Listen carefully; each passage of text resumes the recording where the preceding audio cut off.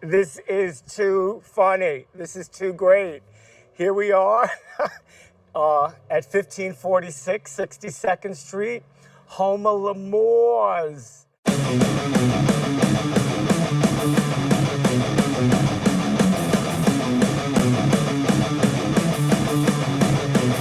This is totally blowing my mind because I haven't been to this neighborhood in years.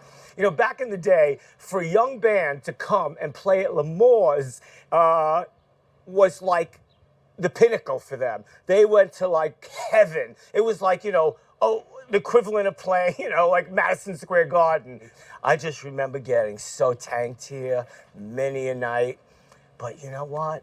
This was the place where all of us young people, teenagers, came to see our favorite bands in a venue that was basically a small venue. You were right up front. You got to see and hear everything. And the shows were extraordinary. You know, like CBGB's in New York City, this was the place to be. This was the place to be. Prior to us knowing about Metallica, Slayer, Creator, King Diamond, all those people, we were listening to Black Sabbath, Iron Maiden, Judas. Those are the staples of rock and roll. And that's what we were loving.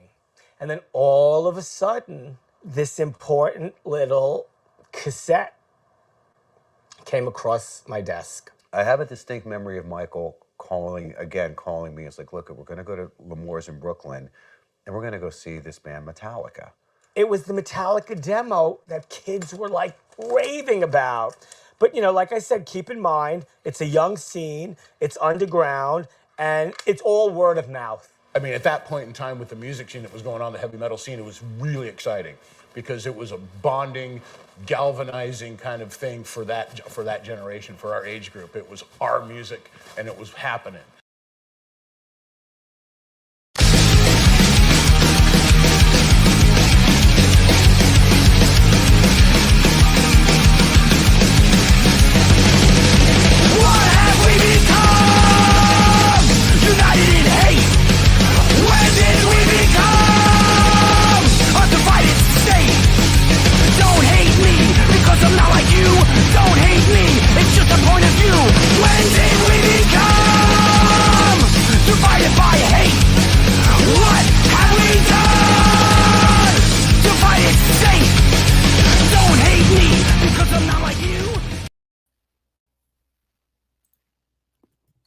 Come and get your love.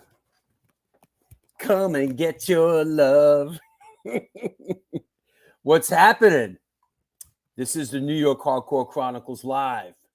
Come and get your love. Worldwide. Yo, I'm wearing this hat because this is what I should have been wearing yesterday out in Tompkins Square Park, but instead, I didn't, and I got friggin' sunburned. Good thing to leave in the house on a bright sunny day, right? Yeah, I got worked, yo. I got worked yesterday. It was great though, and we're gonna talk a little bit about it today. And amazing. Yes, victory for the wretched. Big day in Tompkins Square Park. Big day for New York hardcore. It was incredible. It was an incredible day yesterday, and this guy. Another bald guy with a sunburn. Who's got it worse, bro? You or me? You, because you don't wear a friggin' hat, bro. At least that was where. It's like an apple on a tomato walking to a bar. I mean, hey, catch up. Exactly. Right? Yeah, I mean, I could feel the heat on my head. I could feel the heat. I wore a hat the whole day, but I didn't wear a hat at all. Yeah, you know what? You got worked, bro. It's April. I didn't think about sunblock. I fucked up. Yeah. Yeah, you did. But you know what? It was worth the burn. That's for sure. It was an incredible day, man. It really was. And you know what? It really was. It really, really was. It really, really was. It was. So here, listen, we're going to do photo of the day. Oh, calm down over there. Here you go. There's we're gonna kick some photos out, and this is what was happening yesterday in Tompkins Square Park. The You tallest man in Tompkins Square Park right there. Yeah, Mike Gurnari. He is a giant. Yeah, his brother was there too. You know what's interesting? Looking at all these pictures, and like everyone in all these pictures have been on this show, right? Oh yeah. It's like Freddie Madball, Mike Gurnari. By the way, this is Madball. This is Madball in the park yesterday. And here's another two guys. Here's another two guys that have been on the show. Now this was a cool moment. This was Murphy's Law, and yes. that's Eugene. That's Eugene from Go-Go Bordello, who was just on the show, and the two of them. What are they? Were they do? I think they were doing Sit Home and Rot. Sit Home and Rot. Yep. Sit home and rot. Girls, they're okay. Sit home and rot. Sit home and watch the New York Hardcore Chronicles live. And somebody picking up some change behind him there. I love that. I love what's going on back there. You know, it's so funny. They were so good. Yeah. Eugene was so amped up too. Like he was so psyched the whole time. I gotta give it up for Eugene from Go-Go Bordello. Dude loves New York hardcore. And represents and comes and reps. Oh, for sure. Well, yeah. Here's another one, and this is a band that I haven't seen in a minute, and that's Burn. Look at that purple, man! It just jumps out. Chaka brings it, man. Chaka brings it. Julianne Moore in the front row. Yeah, right. That's funny. Yeah, Jay. It was a great show yesterday. Smoke my herb like Rastafari. Sit home and rot. Yeah. Girls, they're okay. Yeah, man. Yeah, look at Tim Daly down there. Yeah, on the bottom. there he is. That forlorn look on his face. Yeah. Oh man, I'll tell you Hey, want to shout out, Junior. Want to shout out Junior dropping in to say, yo, what's good? I may not stick around for the whole show, but I saw the alert. Should be awesome. All right, Junior. Well, stick around as long as you can, brother. Let's do a couple of these kind of pictures. Yes. I pulled a couple of these. Now, yeah, we'll go with this first. First, listen, here's a shot of me and two really big guys. And I'm 6 foot. But these are two really big dudes, man. That's of course our good friend, big supporter. That's Bob Reilly from Stigmata Murderers Row, and that's Tony on the right. Who him and some of the other guys really, man, they worked so hard and they built this stage. The show could not have happened without Tony and a bunch of the other volunteers that made it happen. Here's another two. Here's Larry the Hunter and Matt Gray, the one, the only Matt Gray. One of his many vintage T-shirts. The engine that drives the train, Matt Gray. Yep.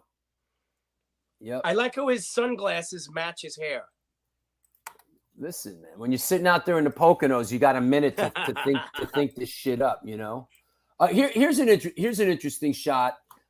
This guy in the middle, just want everyone to know, that's George Grosso in the middle, and George Grosso is basically the lawyer, a lover of New York hardcore, who took up the cause after what happened at the last one, and got busy with the legal system and got us back the rights to do shows in the park. Because if George, God bless him, didn't pick up the axe and swing it, we'd be still banned from the park. And that's yep. That's and right. I noticed the shirt he's wearing too. Yeah, it's funny. That's classic. Yeah, it's funny. Warren Zevon. Yeah, bro, it was a good turnout. There was, I don't know, in my old sort of tour manager estimate, it was like 2,000 people there, here's some of our people from the show, man. Couple Come on, Vinnie Doyle. What's up, bro? Yeah, there he is. Yep. Great seeing him in the flesh, you know? Yep. Yeah. And Christopher in the middle, I believe. You know, I'm a little frazzled. So Yeah, a little bit. I didn't sleep much, last night, and I didn't sleep much the night before. But here's two guys. I got to give props. I got to give some more guys. Every picture I'm showing here, the guys have been on the show. Of course, there's Jonathan Buskey. On and off plays bass and terror. Maximum Penalty, and of course Mike Valenti from Upstate Black and Blue. Man, I talked to Mike Valenti yesterday. Mike Valenti, man, he puts in so much hard work to put on shows, and this guy has suffered through a lot of all the bullshit of being a promoter, man, and he's got a lot of love in his heart for this game, man. So big ups to Mike Valenti and Upstate Black and Blue. And here you go. Here's a couple of people from the show. Boom. There you go. Hey. Representing there with the Women of the Pit. Yep. There's Sid and Gina from Women of the Pit and Rat Bones. But I want to tell you a story. Here's a couple of. Here, one more here before I get into something here. There you go. Hey. There's Logan from Crossfire, Kevin from Crossfire Reaching Out. There's Danielle Dombrowski, the photographer, and of course, Tim Daly. Tim Daly, thank you. Yeah. Thank you. Everybody got this great smile on their face, man, That's what it really was about. Man, that's what it's really about. It's about the love, man. It's about the love in the park, bro. Yeah. So listen, I want to talk about something real quick. And there was some drama in the park yesterday, and it was, for me, it was incredibly crushingly stressful. We had some issues. Basically, the show was delayed a little bit, and for a little while there, we didn't know if we were going to pull it off. And it had to do initially. I'm making a long story as short as I can, but it had to do with the power. And the first bunch of shows we did, we were pulling power off a light pole. There was never a problem with that. After the big show last year, the city was like, that ain't happening again. So we brought a generator as a backup, and we had a generator out there on the ball field. And turns out the generator was powered by propane. And you cannot bring propane tanks into a New York City park without a fire department of New York City permit. So all of a sudden, the generator we had wasn't good. Now, here's a visual for that. All of a sudden, this generator that was a really nice, brand new generator was no good, right? And it was 2 hours before the show. And the clock was ticking, man. And, it was time for the professionals to get busy. Because once it was Gary. It was a nightmare. It was like all of a sudden, generator no good, like 2 hours before showtime. So we scrambled, and we called the generator place in the one place we know, and they were sold out. And then some calls were made, and I want to say this. If anybody out there was wondering about the dude that absolutely saved the day yesterday and made that and made this show happen, without a doubt, 100%, this guy, like Mr. Like Mr. Wolf in Pulp Fiction, This dude came in like Mr. Wolf in Pulp Fiction, and that's Larry Kelly. Larry Kelly, here he is with Eugene from Go-Go Bordello. It was like, yo, Larry Kelly had the van. He got two of the fellas, and they raced out to Long Island City, Queens. They picked up 2 generators. They came back a half hour before the show. There was a huge scramble. We were adapters, and yo, it was stress, yo. And yo, Larry Kelly right there, man. Oh, absolutely. That's the dude. He's always like one of the men behind the curtain, man. Yo, he really Larry is. Kelly, Larry Kelly's like Mr. Wolf, man. You know, He's the cleaner. Yeah, Mr. Wolf right there, and he saved the day. You know, I want to shout out this dude right here. Big shout outs going out to this guy right here. Boom. Ho! Oh. Yeah. Ow. Who's that? Yeah. That's I'm sorry. That's Jeff Manion, the guitar player for Faded Line. Oh, wow. Manion. Am I pronouncing it right, Jeff? Manion? Does that Manion? happen yesterday? Yo, it happened yesterday, bro. You could have just bought a shirt if you wanted a souvenir. Bro, come on. Wow. He ain't gonna be out on the dance floor for a minute. Damn. Bro. Oh. Yo, that looks like something out of Misery. Wow. Manion. There he is. Yo, Ouch. Jeff Manion, right. From the band Faded Line. There you go, Jeff. Wow. Feel better, man. Whoa. Bro. Wow. Yo, hey, yo, Jeff's hard. Yo, you know what? Good for you, Jeff. Oh. Do you, baby. Wow. Do you, man. Yeah, Larry, back to Larry Kelly. Larry Kelly's my dude.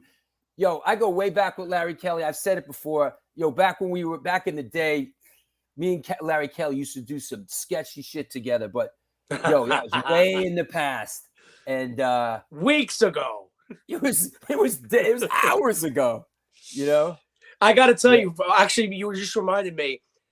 You and Larry Kelly and Chris Wren. I got to thank. Larry handed me a very cool Bridge 9 box yesterday. Is that right? And behind me is a really cool Terror live in Tokyo vinyl, and a bunch of 7 inches, and a really nice like archive box. Is that right? He handed me. Yes, he brought it from you from Chris Wren. Yes, and from Bridge 9, and I want to say thank you to all 3 of you guys. So that's very cool. Okay. It's like it was given to you. It's like a birthday card. Like, we're going to give Junior a birthday card, and we're going to put your name on it. It's from you too. So, yes, no problem. Yeah, great. I hope you like what I bought you. What did I buy you? Yeah, I love. I just want to say real quick that the next show we're doing in the park, it's not going to be of the magnitude of the one that happened yesterday, but it is a New York Hardcore Chronicles. Back to the New York Hardcore Root Show with Fire is Murder, Cropsy, Silence Equals Death, Enziguri, and Rebelmatic. So there you go. The date on that is Sunday, June 12th. So here, Sunday, June 12th. Get your shoes and socks on, kids. And your sunblock. Yeah, man. I hate getting sunburned, man. Like, I don't care if I ever went out in the sun again, man. I hate the sun. Yeah. I got to say, man, the one thing we almost forgot. And for me personally, turning around and seeing Brian Baker at the show. Wait, I got that. Wait, I got that picture. Wait. Oh, man. Come on now. I know. Wait, I got it. That was a treat. Let me tell you, that was amazing. Yeah. What's up, Danielle? Yeah, I want to shout out a couple of people that were out there. Brian Baker from Bad Religion and Minor Threat. Of course, Jesse Malin, Eugene from Go-Go Bordello, the guys from Agnostic Front, Craig Las Pina was there as well. Las Pina, yep. Where's my Brian Baker picture from yesterday? They're in there. I sent you a bunch. Oh, here it is. No, this is one that was taken by Jeff Pliskin yesterday. This is the one I put up on social media today. And I figured out if I'm putting up one photo, let it be this. And it's me, Brian Baker, Brian Baker, and Tim Shaw from Ensign, formerly of Ensign, and Fuck It, I Quit. And Yeah. That's I like the fisheye. yeah, yeah. Brian Yep. Baker in the house. That was Yo, amazing. come on now. Brian Baker showed up in the park. Yo, Brian Baker, big supporter and lover of this show, by the way. And if you're out there, Brian, appreciate it. You know, hey, Danielle. How are you, Danielle? All right. Yeah, listen, bro. Your white ass Polish skin burns. Bro, my white ass Polish Ukrainian skin burns too. Man, I just when the sun comes up and I'm like in bed under the covers with the shit, I still get sunburned. So is that right? Eric Casanova, the original singer for the Cro-Mags, was there yesterday. Wow. Yeah. How about that? All right. All right, enough with you already. Go listen to your records that you got. Actually, maybe I'll listen to this. Ooh, let me see that. What's that? This is an old school Lamour Rocks compilation. See if you can see who the bands are. Keep that handy. I'll bring you back on when we have our guest on. Yeah, there's some great shit on here, but for the time, of course. All right, This hey, is 1985. I'll bring you back. I will bring you back on when our guest is on. Guess who? Goodbye. There you go. This is the New York Hardcore Chronicles Live.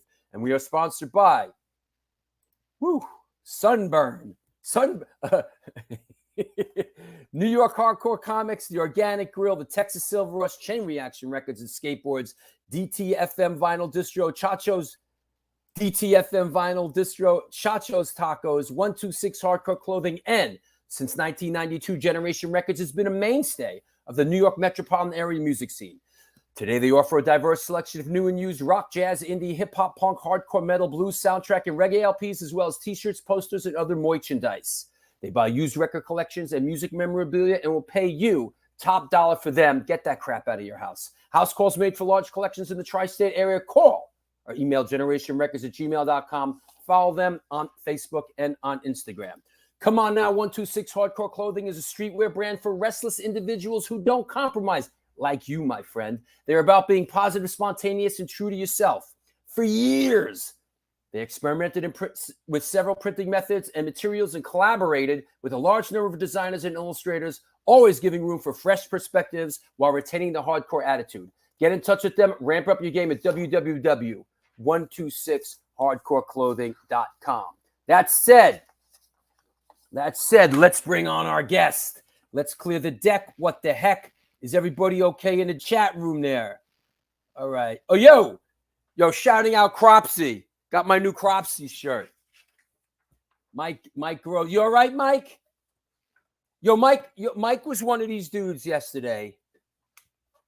And you know what? Where is he? Where is he? Jeff was another one. I love you dudes. I love you guys, man. I do. A day like yesterday, the whole universe is imploding on itself. And I got these guys that are lit to the sky, a little hammered. Oh, bro, punishing me. I'm like, bro, this is my cousin's brother's sister's mother's kids. Yo, it's the first hardcore show. This is true. And I'm like, yo, the universe is imploding. I had, like you go out usually, and you get like one or two punishers in your face.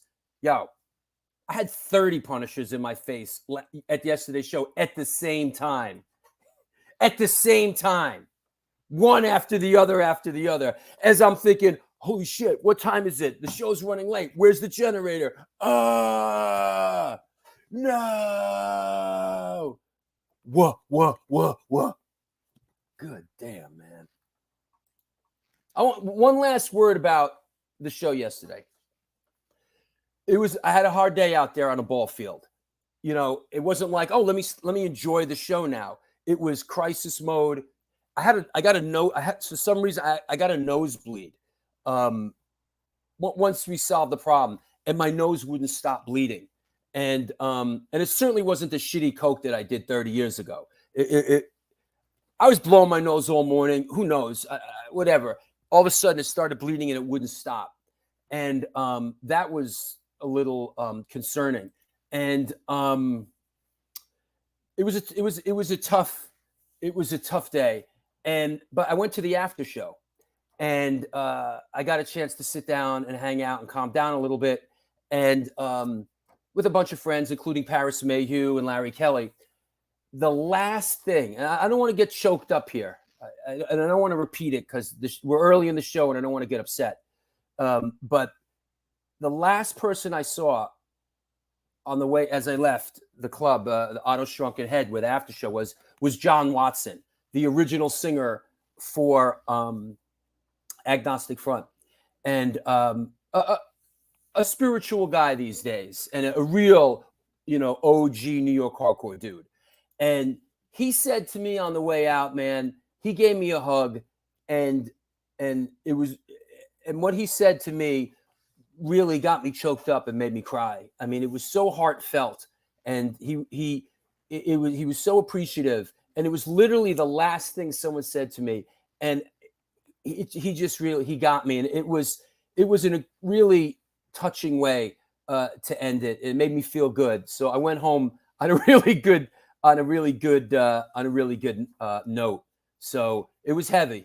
He said some really, it really touched me. So that said, let's get it on, huh? Here we go. Lamour was a music venue in Brooklyn, New York, run by Mike and George Parente. It opened as a disco club in 1978, transformed into a rock club in 1981, and closed in February 2004. It was promoted as the rock capital of Brooklyn, commonly pronounced Lamour's by patrons. The venue hosted many of hard rock and heavy metal's biggest artists, as well as frequently touring underground bands from across the country and across the globe. The original Lamour in Brooklyn remained a relevant part of the rock metal scene for almost 25 years.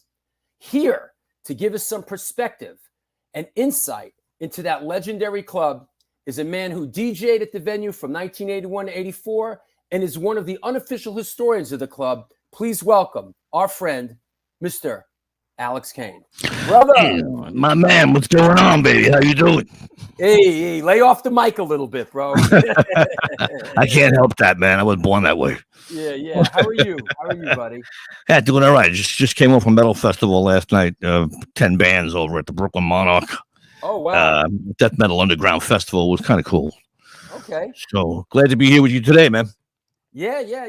I'm glad you're here, and I'm excited, man. This is a show I've wanted to do for a while, and it's so rich in not just New York music history, but it's almost it's like global music history when you talk about Lamour's, man. It's a club that really when it comes to hard rock and heavy metal, the history of it, Lamour's comes into play.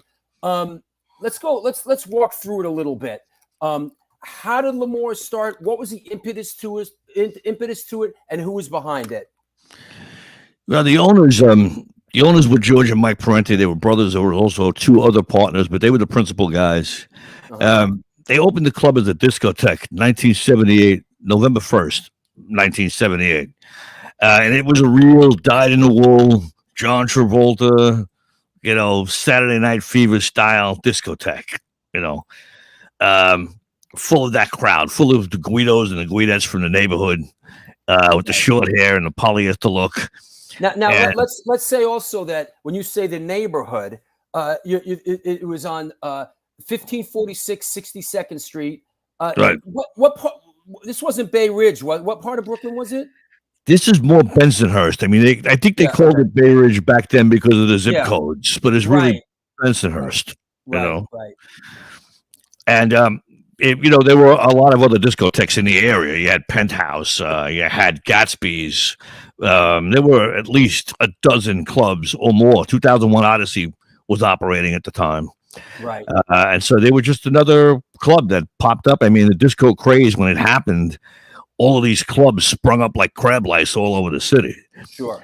And the ones in the outer boroughs, Brooklyn, Staten Island, Queens, the Bronx, were smaller and a little less expensive on the wallet. You had the big giant behemoths in Manhattan, Studio 54, the Funhouse, places like that, Limouche. These were tremendous buildings that held a lot of people, and they were very expensive. So these other clubs that opened in the outer boroughs, they attracted the local crowd that was didn't have to trek into the city, didn't have to spend so much money. Right, and of course it sort of makes sense. Saturday Night Fever was shot in Bay Ridge, right? And it was sort of like a Tony Manero is a Brooklyn thing, and here comes these guys. They kind of open a Lamour disco in Brooklyn, in Brooklyn, basically. Right, and it was a pretty. They did a pretty decent crowd there. I mean, there were enough people in Brooklyn that every club was doing kind of well back then. During the disco craze, Saturday Night Fever really was a microcosm of Bensonhurst. That's where that lifestyle was born and done. So that was really a look at that whole lifestyle. So at what point did it, I believe it was around 81? They started doing. Did it totally switch over to a rock club? Like what was behind that? It was a gradual, all of a sudden kind of thing. They started to do rock on Tuesday nights. And at first it was just, local bands sort of, bringing in a small crowd. And then it kind of started to pick up some momentum right around the turn of the decade. Disco was kind of on its way out in a way. Yeah. The giant record companies, conglomerates had gotten a hold of it. Sure. And they were releasing disco records like a Gatling machine gun, and when that happens, there's no good ending to that kind of a story. Well, when that happens for any genre, whether it's disco or heavy metal, or in lack of a better term, let's call it glam metal or hair metal. Like, okay, ballads. Here we go. Right. More than words. Which is a great song. Let's just everybody do one. Like. Right. And at that point, the record companies were scraping the bottom of the barrel, and they were trying to hire anybody who may had the potential to be the next Poison, the next Motley Crue. That never happened, and then grunge came along, and they just kind of shifted the whole spotlight to all right, well, we're going to do this grunge thing now. Sure. So, but the club itself, Tuesdays became pretty crowded, and they were kind of surprised at that. And at the same time, they were having trouble with the cuisines, like with the guys that were in the club. There was all the different cliques, right? You had you had the fucking rock guys. Yeah. What the fuck? Tell Joey that meet me on the corner. These fucking rock guys are coming in from Jersey. Yeah, exactly. So it's like that's exactly it, And they looked at us as burnouts and stuff. They used to laugh at us. Hey, these fucking burnouts, yo. So here's let me tie this in here. I believe this is you very early on in the DJ booth. Was it like 81 or 82? That's 1982, yeah. 1982. I love you're winning here, bro, with the denim vest and there's a big win. There's a big win going on right here. That was actually, that vest had a Motorhead snaggletooth on the back. You can't really see it there, with a big Motorhead fan. Now, at this point in the DJ booth, the stage was originally on one side of the club. Right, and that's right. Did the DJ booth move when they moved the stage? They did. The DJ booth was originally on the floor back then, and this one is upstairs. They made a whole second floor with the staircase, going up. Right. So they did that renovation around the spring of 1982. Right. So Thursdays started to get crowded. Tuesdays, I'm sorry. So they moved it over to Thursday. The strategy being closer to the weekend, more people. Right.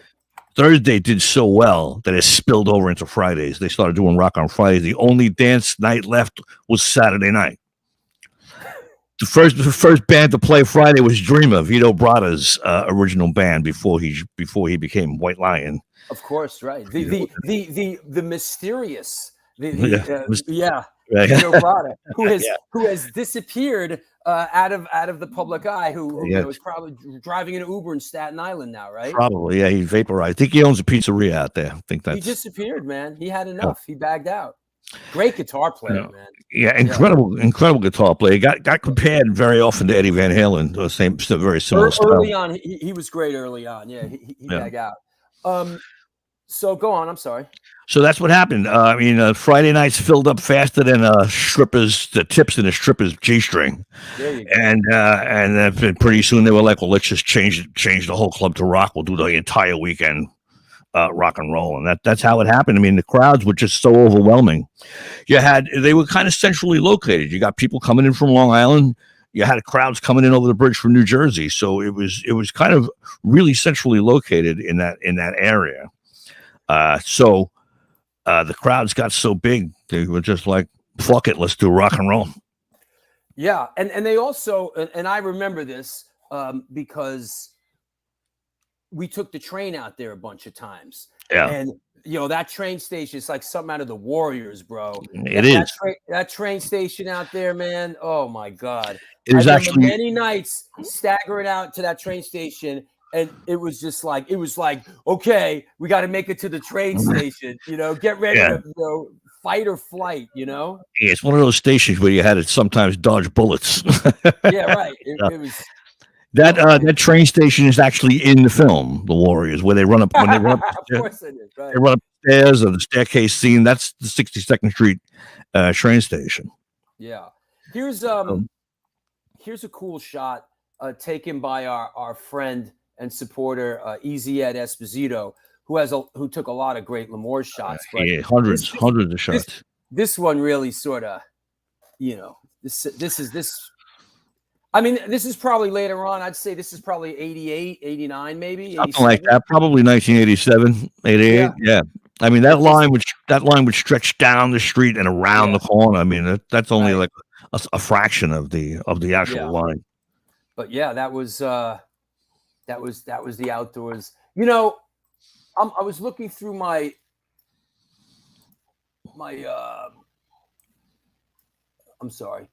stuff.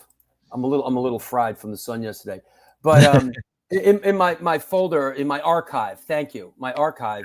And the first flyer that I have in my archive, which is actually a show that I was at, was the Mob and the Mob opening for the Ramones. Out at Lamour, and I shot this show. There is I shot this, not the Ramones part, but I shot the set for the Mob, who's a New York hardcore band. This was interesting. It was the Ramones at Lamour's. This was 1984. Yeah. And it was interesting. It was rest in peace, Jack Flanagan. But this is the first time I ever was out at Lamour, and it was the Ramones, and I know the Ramones played there a bunch of times. They did. They always sold out the place too. And I was talking to Joey Ramone one time, and he said to me, "I love playing Lamour." And I said, "Why do you love playing this club?" He goes, "Well, it's like playing in the city without being in the city." Yeah, it had the same, like, the big stage, big lights, follow spots, huge bar. So it was a city-sized club, but it was in Brooklyn. So he really enjoyed playing them. Yeah, absolutely. I mean, those guys, I remember a couple of times that I'd see, they'd pick him up in front of his apartment down in the Village in the passenger van. They'd be sitting out there waiting for him, and he'd come out, and they always did, they always did van stuff. Right. Like the Ilago clip that I played to open the show. From the film that I directed. Who the fuck is that guy? The Fabulous Journey, Michael Lago. Watch it on Amazon Prime right now. You fucker. Great flick. Yeah. He talks. I know we're gonna kind of kick it around a little bit. Yeah. But we're gonna go back and forth. But they directly talk about Metallica. Playing. Lamour's. Now, I'm not sure. Yeah, this is they played there before that, but this was a big. Yes. This was a big deal. Give us some perspective on this. This was the big show. Metallica had played, and the first time they came to the club was 1983. They opened for the Rods. Before that, they had opened for Venom at the Paramount Theater, which was being operated by the Lamour owners. They operated the Paramount Theater. Ho ho ho ho ho ho ho. Oh, Now, is that this?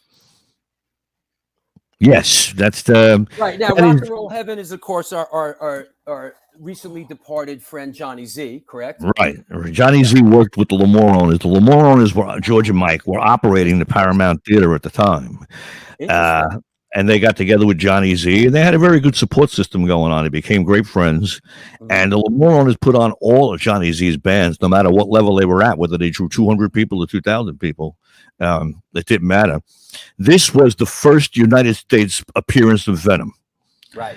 And in Staten, and where should they land? They landed in Staten Island. Staten Island, where else? Like, right. like, That's awesome. And so this is, the Friday and the Sunday show, which is today, the 39th anniversary, actually, of the Sunday show. Go figure. Venom's pyro guy miswired a set of explosives that were across the front of the stage. They were supposed to go off one at a time. They all went off at once, and they blew a huge hole in the stage that was so large you could see the basement down below. Everybody in the front of the crowd got black soot all over their faces and clothes. Wow. And the bouncers opened the back doors, and they ushered everybody outside into the backyard. There was a big backyard at the club. Wow. And they had, cleared the smoke out. It was insane. And then they let us back in. In those days, boy, before the white the Great White Incident, boy, right. People did some crazy shit with pyro. Yeah, they did. I mean, and they had some real explosive. I mean, the stuff looked like bombs. Like John Z and George went back there to look at the stuff. They're like, these guys brought like bombs with them. Like, unbelievable, man. I could almost see the two of them like, yeah, yeah, right. What's going on? So, yeah, go on. Yeah, there were problems with that show anyway. The whole show. The first show went off without a hitch, but that show was plagued with problems. Anyway, Venom was supposed to play Brooklyn the following week. They didn't trust the pyro guy. They canceled the show. But this show, the Metal Massacre, was a 3-day thing. Wow. They were supposed to play. Metallica was supposed to do, I think, the Beacon Theater. And the guys from Lamour got on the phone with them and said, why don't you do 3 days with us? We'll give you X amount of dollars and do 3 shows. Do a whole weekend. So they went for it. So this was the Friday, Saturday, Sunday show. Sunday was all ages. Now let me ask you something about this. Why do I seem to think, did Metallica headline every show, or did they switch with Wasp? No, they switched. This was a co-headlining tour. That's why. That's what I remember, because I remember Wasp playing last. Right. On some nights, Metallica closed. On some nights, Wasp closed. And there's always like a huge argument now because it's 40 years later. Nobody remembers what. So it's like, I saw them and Wasp closed. And then somebody else say, nah, Metallica closed.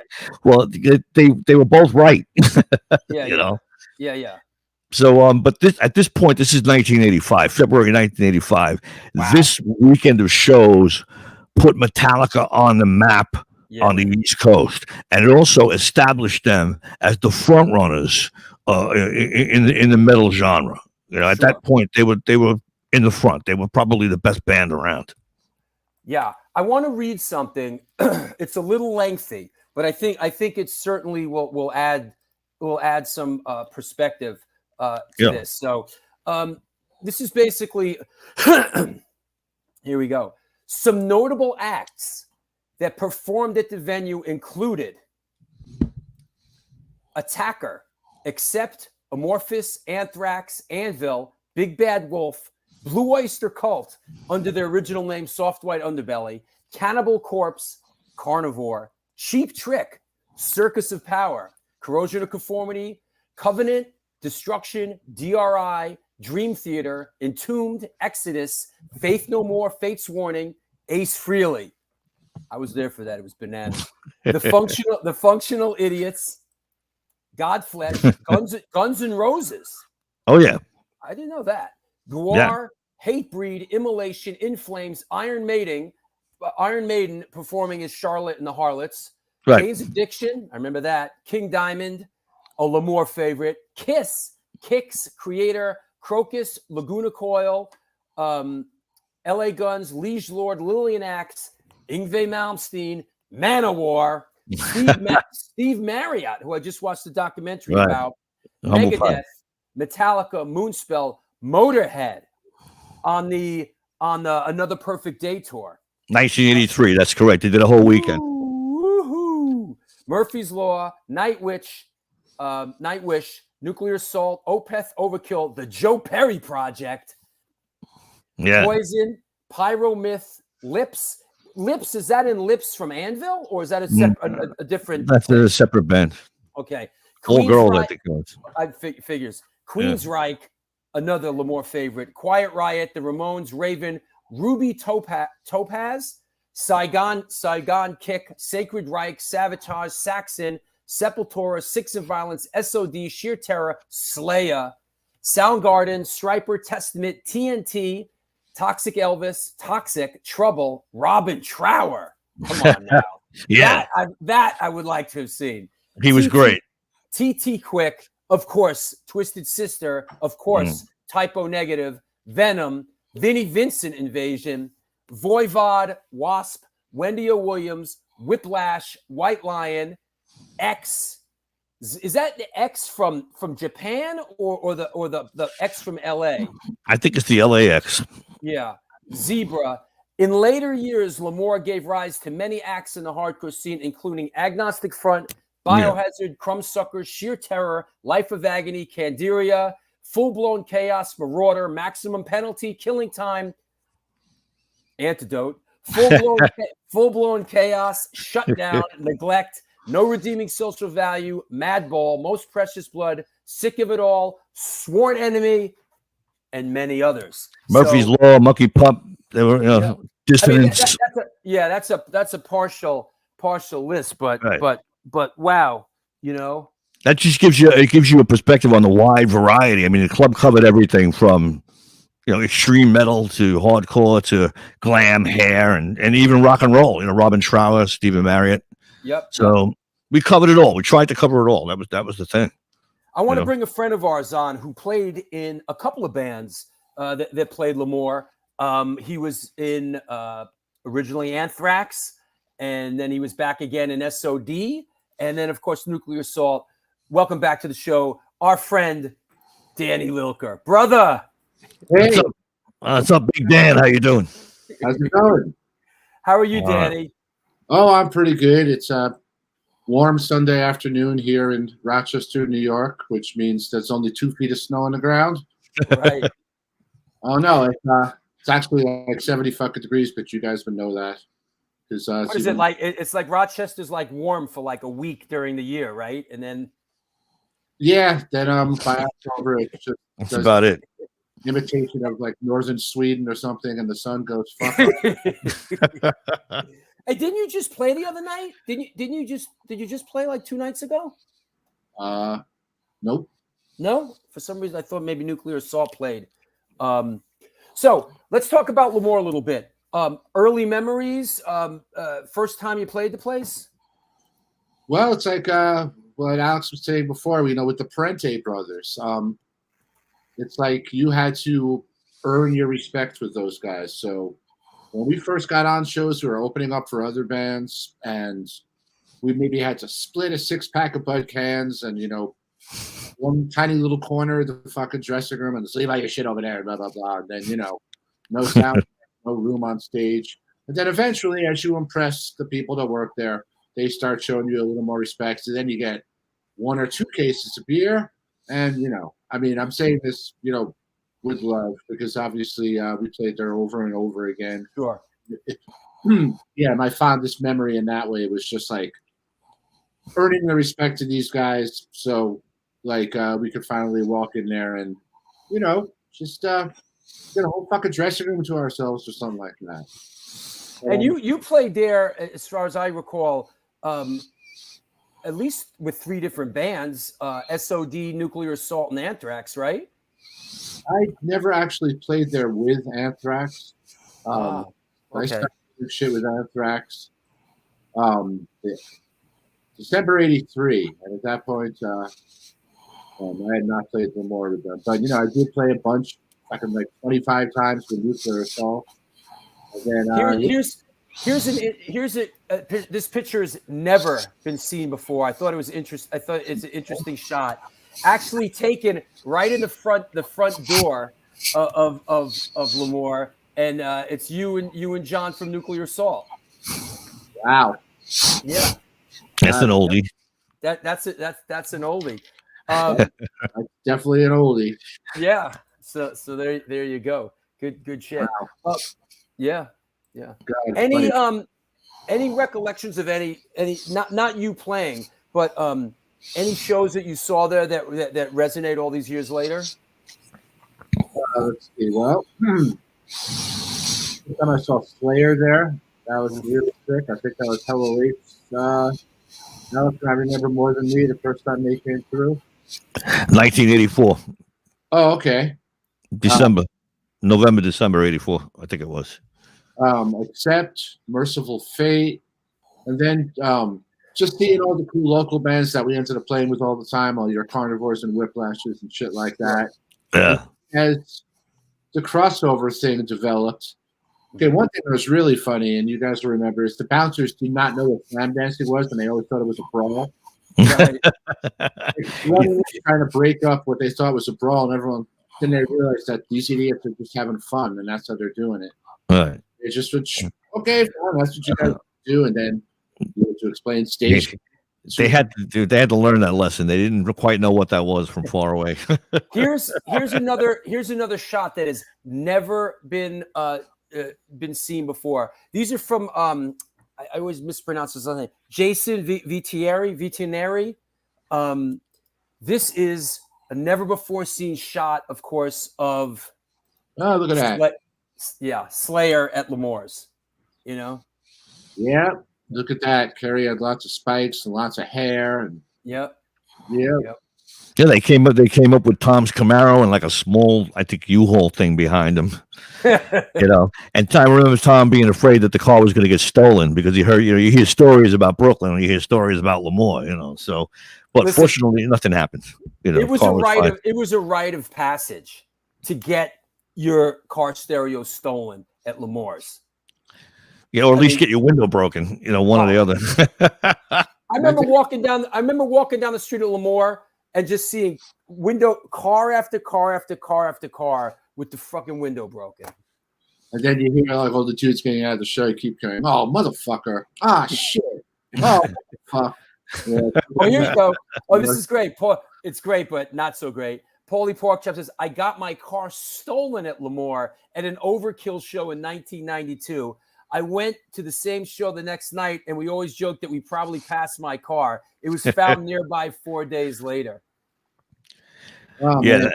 Sorry, Paulie. Yeah. That was a big area for auto theft, and they were stealing parts, they were stealing radios, and they were stealing whole cars. But what was the concept? Let's go to where the white the white boy rock and roll club is, and steal cars. I'm not sure what that was, but I can tell you there was a police precinct a couple blocks away. Driving nice cars? Like, were we driving nice cars? Cars. I get off the BQE, 65th Street or whatever the hell it was, 50. Yeah. We stop off, then there'd be a convenience store before you made the left and the right to go on the side street. I don't know. These days I would call it an AM. It was like a 7-Eleven, but it wasn't. It was. Yeah. I know. I remember those. I do a little pre-gaming so you could fucking get a couple of 6-packs and throw those down, because until I was able to play there and get props, I would just go to shows and stand online like everybody else, which was no problem. But, you had to do something with your time, didn't you? And, Scott from Silent Sequels Death says, the first time I ever went there, we turned down a side street and there was a car in the center of the street on fire and people running all over the place. It was that kind of neighborhood. Yeah, a little kind of Mad Max vibe sometimes, sure. Hey, I want to bring another friend of ours on. He's got a show coming up. Big show at the Whiskey A Go-Go. Big supporter of the show. Let's bring on Alex Mitchell from Circus of Power, bro. Snap 2. Can you hear me? Me? Yeah, I can hear you. All right, buddy. How are you? I'm doing all right. How you you doing? Good, good. How's things?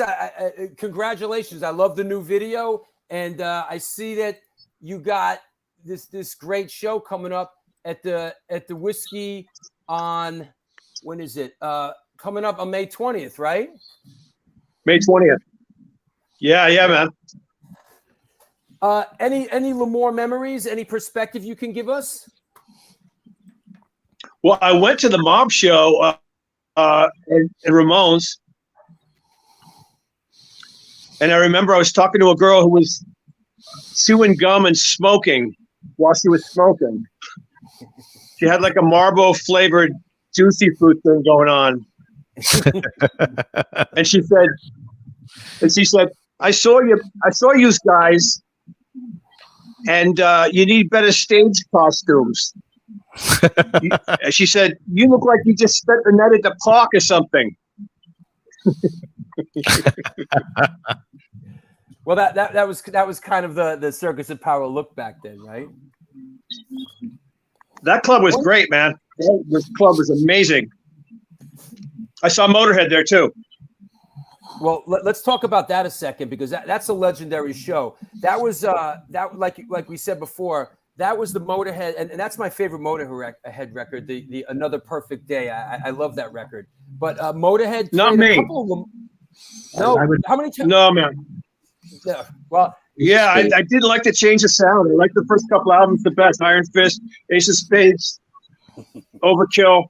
But yeah, it's just my taste. The Brian Robertson record, right?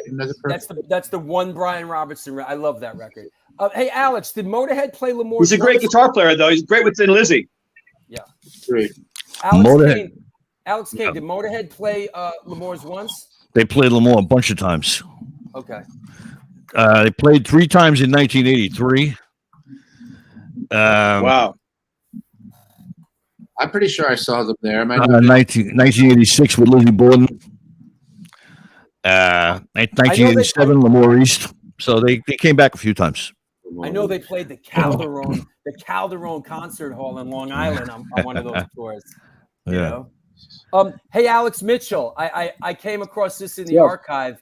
This is when Antidote played with Circus of Power at Lamour. Wow. And, now, of course, let's not, this is like one of those things that, like, this is a record label. Our record label at the time put this flyer together because, obviously, Hey, Drew, don't start hitting me with the bullshit, dude.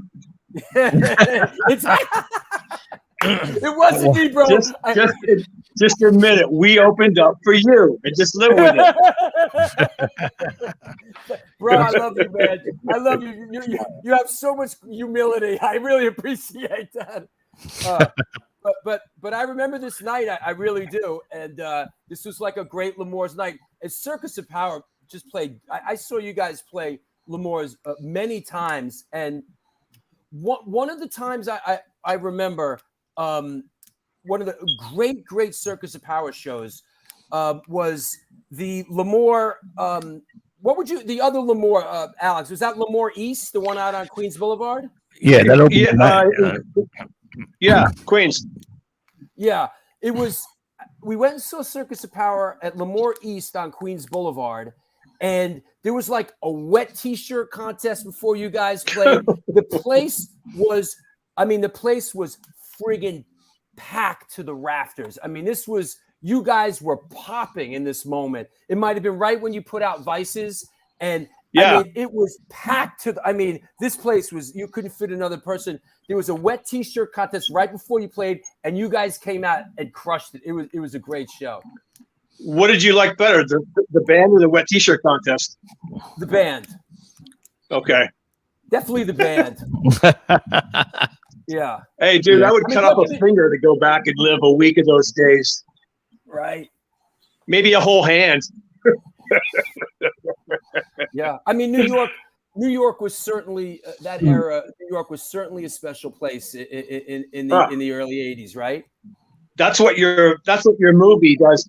I almost don't want to watch the movie anymore because it takes me back to the 80s so hard. It's so much fun, so much going on. Yep. Hey, Danny Lilker, you remember the other Lamour out there? Well, the Lamour East. Yeah. Yeah, that wasn't. That was kind of short lived, right? That was like what, a couple of years that was around. Yeah. Yeah, they opened in 1983. After they closed the Paramount Theater, they opened up Lamour East in 1983, and it was probably up until like 1987, and then they changed it. They turned it to a freestyle club after that. So it was probably metal for about 4 years. What's freestyle? Like rap? What do you mean freestyle? Freestyle music, like TKA and Oh, okay. that kind of that kind of stuff, for all the stuff from that record label.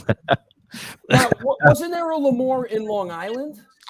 Yeah, there was a Lamour Far East, which was in Comac, and Comac. Yeah, I'm not sure. Yeah, really, I'm not sure what the strategy was, because they already had the Long Island people coming to Lamour East.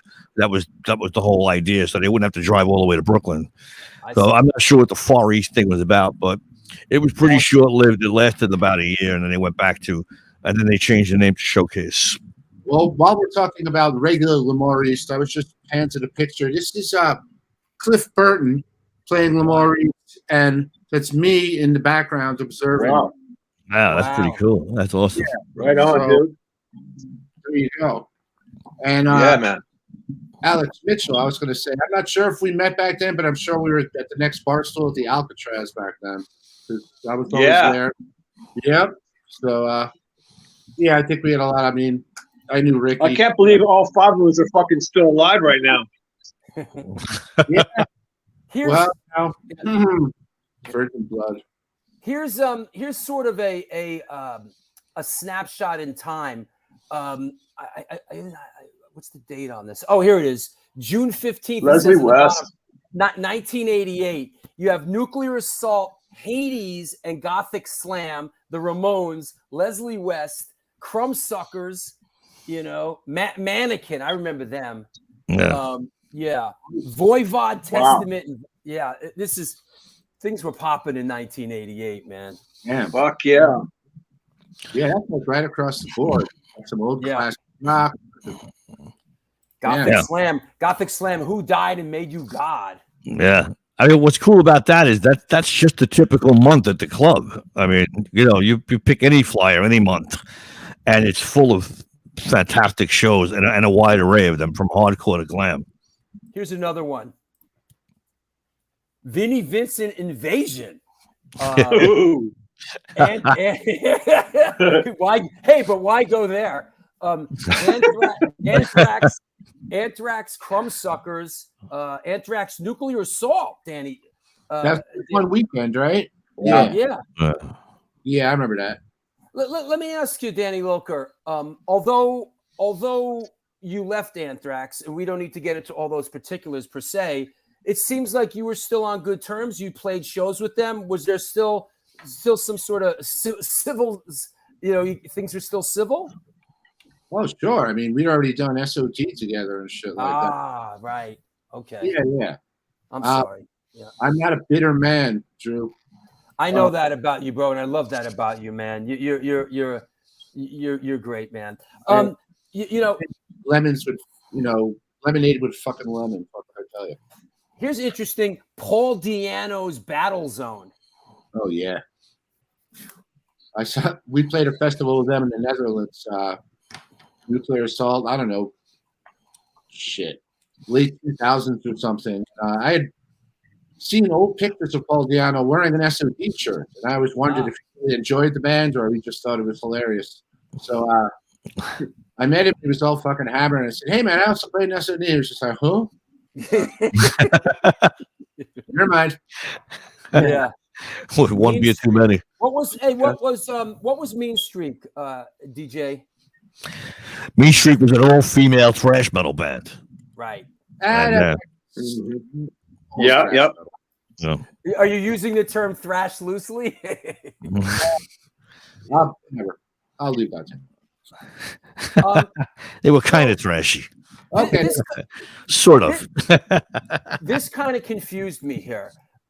This is 1988. It's the grand opening of the Rock Capitol. I guess, and here, the grand opening with White Lion featuring Vito Bratta, Overkill, MOD, Manowar, and why was the was the club closed for a while? Yeah, every once in a while they would close for renovations for a couple of months, and this was one of those periods of time where they carved some of the back rooms into smaller warrens. They made a few rooms in the back that were smaller instead of having just one big giant room, which I thought was the best configuration. And they moved the stage. Is that when they moved the stage? Yeah, they moved the stage. Well, I don't know if they moved the stage at this point, but I remember they took the back of the club and made that into smaller rooms for some reason. You know, like they were trying to do something. I'm not entirely sure what it was. Because a lot of stuff that they did was like head scratching. You know, it's like, what the hell are you doing? You know. Hey, what's happening at Lamour? Club had a lot of buffers, Drew. What's that?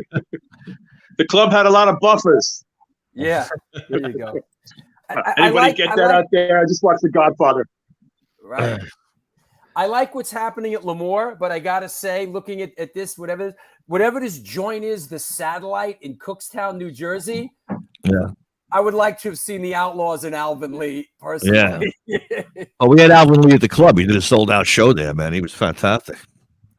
I'm a big out. The Outlaws is one of the first shows I ever saw in like 78 or 79.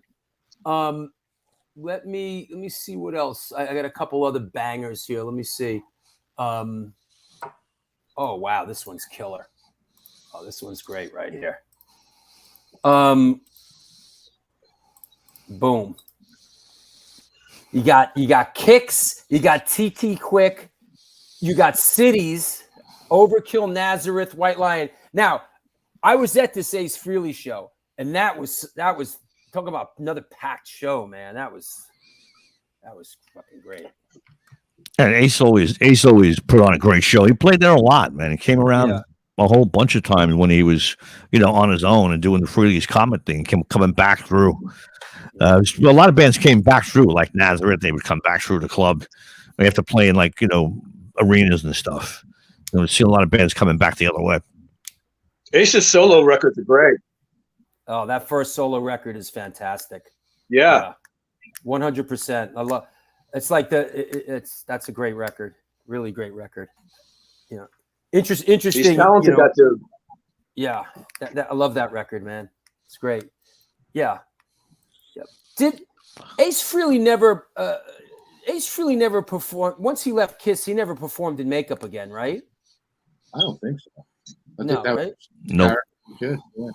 Yeah, of course they wouldn't let him, but for some reason I had this sort of vague recollection that when he first left and performed solo, he was wearing makeup. But I guess he had really bad acting. I don't know. He still did this. The band wasn't the same without Ace. Yeah. He still did this. No way, man.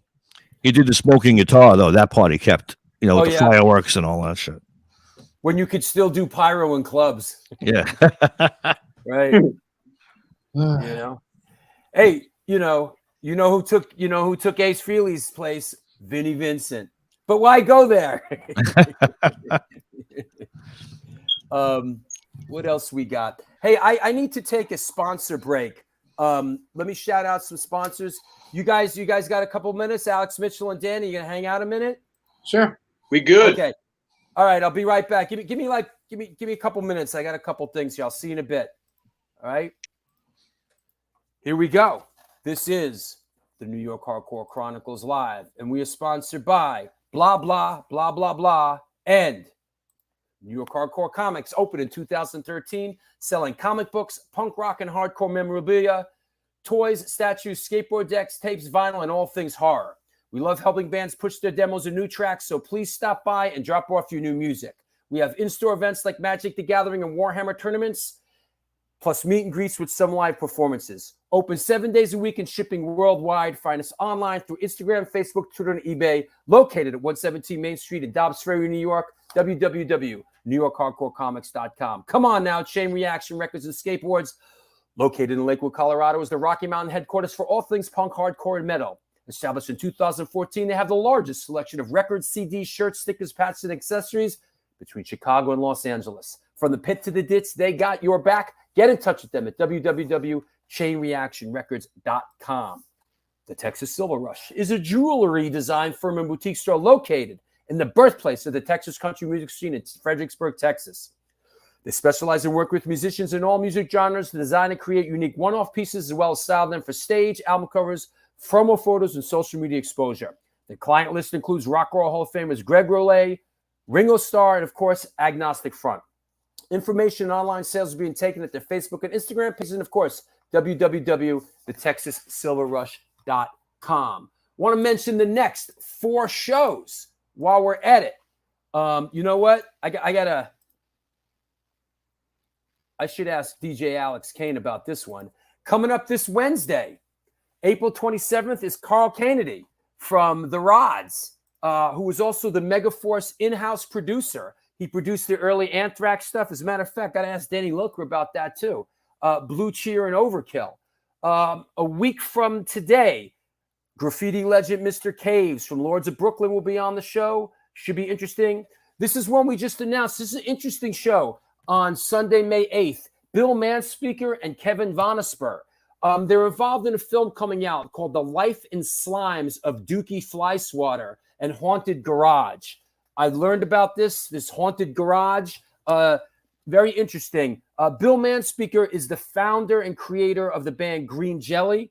They're involved with this film. You know I love talking film, which actually, and a week from that, is the Life of Agony Sound the Scars documentary show with director Leigh Brooks, Joey Z, and Alan Robert. So lots going on. And you know what? I think on this show, we're going to announce the 200th episode. We're going to do it today. So get ready for the big reveal because it ties in with Lamour's. You know what I'm saying? What else? I want to mention, well, I kind of mentioned this already. Well, why not? Another day, another show, right? I'm going to be in Berlin, Germany on June 3rd, signing copies of my book. I guess you could still call it my new book, The New York Hardcore Chronicles, Volume 1, 1980 to 1989. It's Volume 1. Volume 2 is in the works right now. I am going to be in Berlin at the Cortex store signing books on my way to screen my new film in Germany. So that should be cool. If you're in the Berlin area, please stop by. Also, got a couple of other things like, well, I want to shout, I got to mention the Patreon. Listen, this show needs support, always needs support. I know I'm preaching to the converted a little bit here, but for those that have never jumped in the game, please support this show. There's a $2 tier, a $5 tier, different things. We do Patreon-only shows. Please support the show and contribute to the show. What can I say?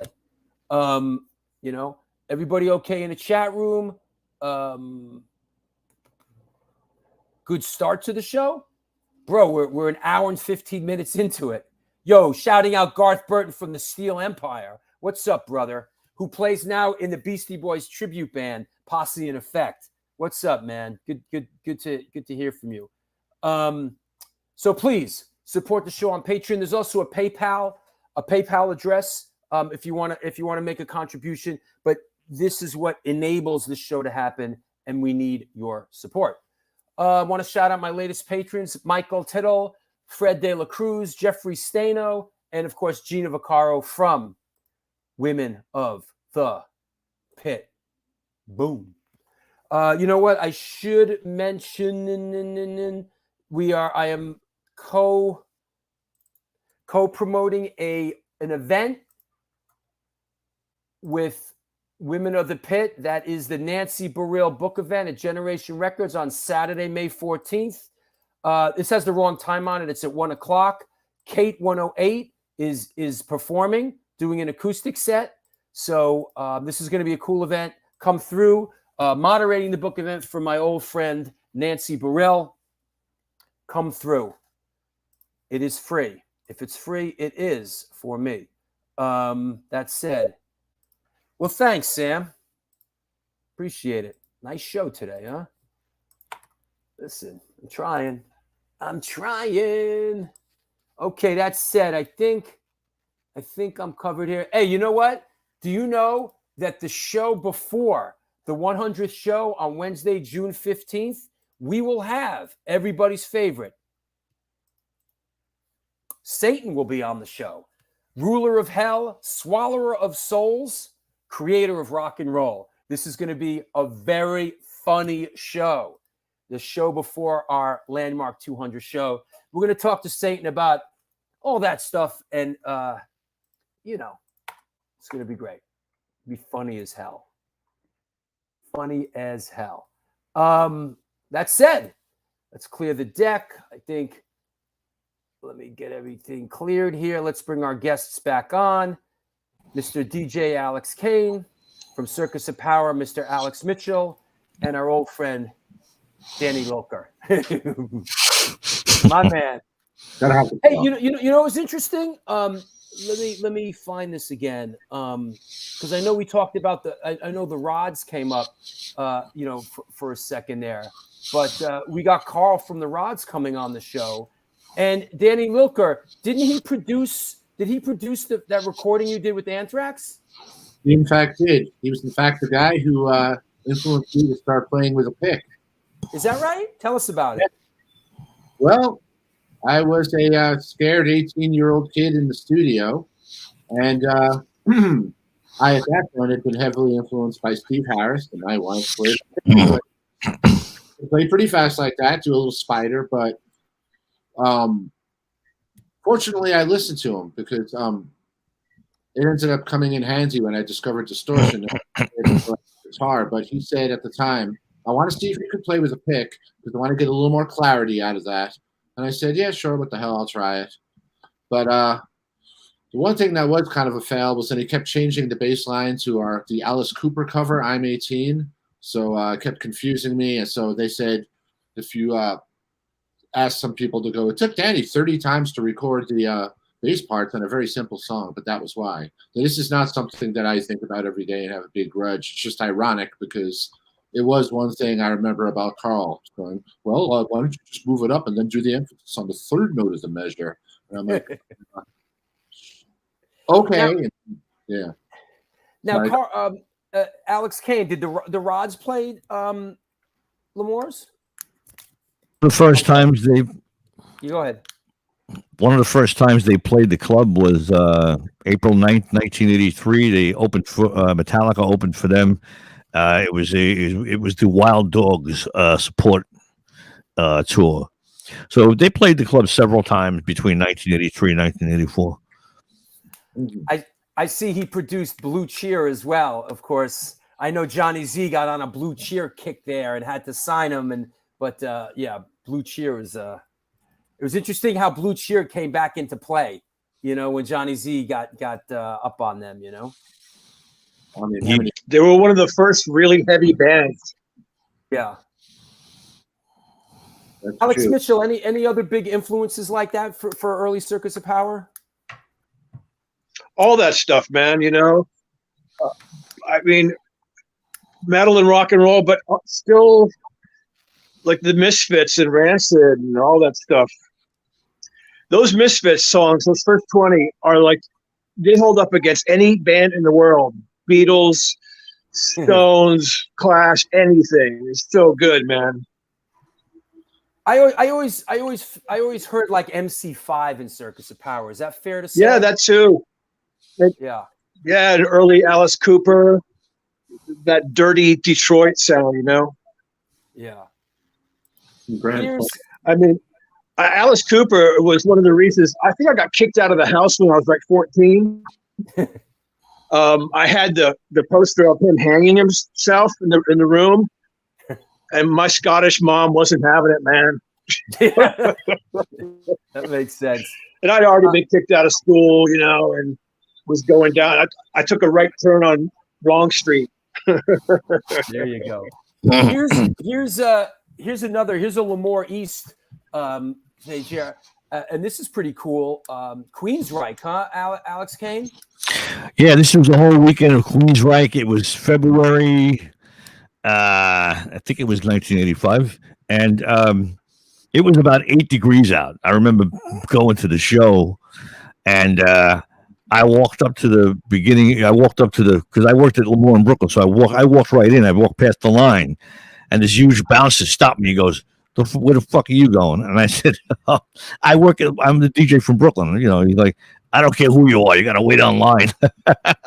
So I went back and waited online and froze my ass off to get in to see that show. But it was great, and it was so cold out, and the club was so hot that the condensation from the ceiling was literally dripping water onto the band and the crowd. Yeah, it was crazy. Hey, I got a question for Alex. Go ahead, please. How about doing some new shows like under the Lamour's name somewhere in New York? We actually do a Lamour Presents thing a couple of times a year. We're doing one at the Knitting Factory. I think it's in June with some local New York bands. So yeah, we've been doing that for a couple of years. We were going to do it before COVID, then COVID hit. So now we're back doing that afterwards. Oh, that's cool. So you're still doing something with that same. All right, so no more Bud cans though. That's all. Yeah. It's just nice to kind of keep the name alive. There's a lot of culture there. Yeah, we try to bring bands do the same thing as Lamour did in the old tradition of Lamour, like bring bands forward that need it, and also honor the old guard at the same time. So it's we try to keep that tradition going. Yeah, or even bands that do a reunion of bands that have played Lamour would be cool. We'll play in a second. Yeah. Yeah, Alex, I've been to a couple of your events. It's sort of like it's sort of like a reunion. Yeah, like it's a place for the old, a lot of the old people from the club to gather. So. Yeah, we do those, and we also do a Lamour Presents thing now. It's at various different venues. Just putting on the bands that we think are cool. Here's another one of Easy Ed Esposito's photos, which you could just. We've all been there, right? Here we go. One of Ed's. Wonder what you look, you just wonder, like you see the crowd. It's like I wonder what they're waiting online for. I see a lot of white high tops, so I get a feeling. White high tops and jeans. a lot of short hair too. Yeah, a lot of short hair. I bet it's like that's our Texan show, right? Some things never change. That kid's wearing a DRI shirt, so I bet it's something like Leeway. I don't think Leeway ever headlined, did they? Probably like Leeway or something. I'm sure they did it. I'm sure they did at least once or twice. Yeah. Well, here's a legendary show that sort of resonated. Shout out to Zowie. Yeah, shout out to Zowie. Negative Night, which was Carnivore, Sheer Terror, and Biohazard. Wow. So. Wow. Now, Carnivore at Lamour's was an experience. Danny, any recollections on that? Oh yeah, I mean, I remember seeing them a few times, and obviously Pete, rest in peace. I remember seeing him at all the old like Johnny Z shows before I even knew he was in Carnivore. But yeah, the whole thing with the fur boots and the whole getup with Carnivore, it was just it was quite an experience. So that's why we were all kind of like when Typo came out, we're like, that's a bit of a 180. But sure. Great. Yeah, I remember seeing Carnivore the first time out there when they were sort of in the post-apocalyptic sort of stage where they were wearing like it was like really Road Warrior stuff. They were all wearing fur and shoulder pads. Yeah, and that was the original. That's the Carnivore, the first. Yeah. And what's his name was playing guitar? Keith Alexander. Keith Alexander, yeah. I remember that right? Yeah. And the original Carnivore was something to behold, man. Oh yeah. Like, that's a bill though. Sheer Terror and Biohazard 2, man. That's a bill. Yeah. Carnivore had won the Battle of the Bands. We had done a Battle of the Bands in Brooklyn that lasted for about 7 months. There must have been 50, 60 bands during this battle. And when the smoke cleared, there were 2 bands left: Carnivore and a band called Disciple. That was a short-lived heavy metal band in the area. That's interesting. So the finals the way we did those was just I just stuck the mic over the DJ booth and just looked at the meters. for the crowd response. That's how it worked. Like whoever made the most noise. Right. Yeah. Whoever pinned the needle would win the battle. And Carnivore was the overwhelming choice at the end, but it was a long battle. There were a lot of bands. It was 6 months, 7 month long, and by the time they got to the end, but that was how they got to the forefront and we got to play at the club. It seems like a faulty system that could be rigged, because you could have a few people that can make a lot of noise, or that can emote on a certain frequency, and yet you could have a lot of people that are like, Or you can stand closer to the mic or further away. I'm going to say it might not be the most scientific method, because what if the loudest thing was "you suck"? Right. Paulie Porkchop says the record release party at Lamour for Biohazard's first album was epic. It was Biohazard, Mucky Puck, Ice Pick. So you must be referring to this. Baboom. There you go. I like when it lines up, There you go. The Biohazard record release party, August 24th, 1990. And probably the first time I ever saw no, that's not true. But the first time I saw Biohazard was at CBGB's. But seeing Biohazard at Lamour was a whole experience, because Biohazard was a Brooklyn band, and they really I shot their New Year's show. I think New Year's 82, 83. I shot their show there. It's out there. Wow. Biohazard really ruled the roost at Lamour for a minute. They were great. I remember they used to let everybody up on the stage, like towards the end of the show. Like 3/4 of the club would be up on stage with them. Yeah. Moshing and diving. And you know what? I want to take this opportunity real quick to everybody out there. I want to cut right to the bone with this and announce the 200th show. And being that we are on the subject of Lamour and of Biohazard, an old friend of mine has finally agreed to come on the show. Our 200th episode is going to be Mr. Evan Seinfeld from Biohazard. Nice. So should be interesting. Entrepreneur, musician, Biohazard. He's an old dear friend of mine, and that's the 200th show is going to be it. So let the cat out of the bag. There you go. That's that. So on to our regularly scheduled programming. So here's an interesting one too. This is a photo that I had in the archive. This is another band, and that I associate another kind of New York hardcore. Although I'm not sure of big hardcore influences. This is Life of Agony, and that's Mina Caputo at the time, Keith Caputo, playing with Life of Agony, who played Lamour a lot, Yeah, they grew up at the club as well, and they were one of the bands in the '90s that grew up at the club. A lot of bands grew up at the club in the '80s. So they were one of the '90s bands that grew up there. Yeah. Sam the Butcher asks, how come Bad Brains never played there? They did play there. I saw Bad Brains. I saw Bad Brains at Lamour. I think that was 87. Wow. Yeah, they were great. They were still. It was the last time I saw them when they were great. They came back in 87 and played.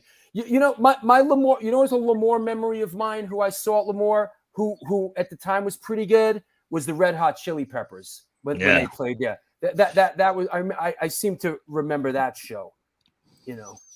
They stripped down to the socks. They had like the socks on. Yeah. Right. And it's like all the girls were in the front of the club. It's like watching the band. And we talked about the Paramount Theater before, and a couple years ago I was in that area, and there's the old Paramount Theater in Staten Island, kind of just sitting there, kind of rotting away. Yeah, they tried. There was a project going where they tried to renovate that theater. One of the real estate moguls in the area had started it. But they ran out of money. The place is so opulent and decorative with all these like gold ornaments and stuff. Like really beautiful theater. They ran out of cash and they just left it there, to rot. Go ahead. I'm sorry, Danny. Go ahead. I was going to say it was a beautiful theater until Venom played there. Right. And you blew up the stage. But I have to say that I went to a show a couple years ago, a blues show. Is it called the St. George Theater that they renovated? St. George, yeah, they're still operating. No. So listen, how many of these old theaters can you renovate in sort of the same neighborhood? The St. Right. George Theater is opulent, beautiful, staggeringly beautiful. I think Staten Island, got the funding and put it into St. George. This place is still sitting there rotting. Yeah, and the thing about the Paramount is it's so old that the air conditioning system was a water irrigation system that blew mist through the club, through the venue. That's how old it is, and it would cost a fortune to bring it into nowadays and use like real air conditioning. That's how they cooled the place down. They used the water irrigation system that would spray mist on the people, like a mist system. Yeah, that's not going to work. That's from like the 1930s.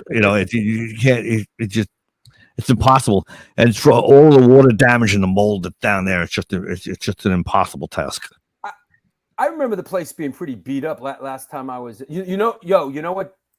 Actually, I have to pull this. I mean, you got to see this. A memory.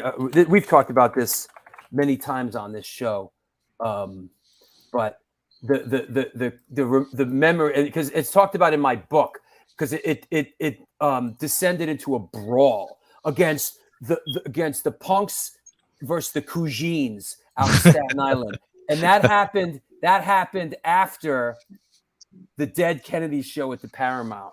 It was Dead Kennedys, DOA, Kraut, and SSD Control, and afterwards there was an out fucking like something out of West Side Story. It was 30 of them against 40 of it was an out and out war out in the street. Yeah, the same thing happened in Bensonhurst, man. If the Cougines saw a long-haired guy walking down the street, especially with a girl, because they thought they had the girls all to themselves. If you were walking down the street with a girl from Brooklyn, the shit was on, man. You had to fight. That's why taking the subway out to Lamour was always like a very dangerous prospect at best. Here's another one. I don't have the date on this, but Kicks UFO. Come on now. This is interesting. What's this? Sick Man of Europe featuring members of Cheap Trick. Yeah, that's Sick Man of Europe was Tom Peterson's project when he had left Cheap Trick for a couple of years. Sure. And the singer's name was Yana. I forget her name, but she was a real powerhouse, man. And they were very unique. I can't really pigeonhole as to what style they played, but I saw them at CBGB's. They were a really good band. And then Tom Peterson joined Cheap Trick afterwards, later on. Here's a banger: Man-O-War and Carnivore. That one, like thinking of all the biceps.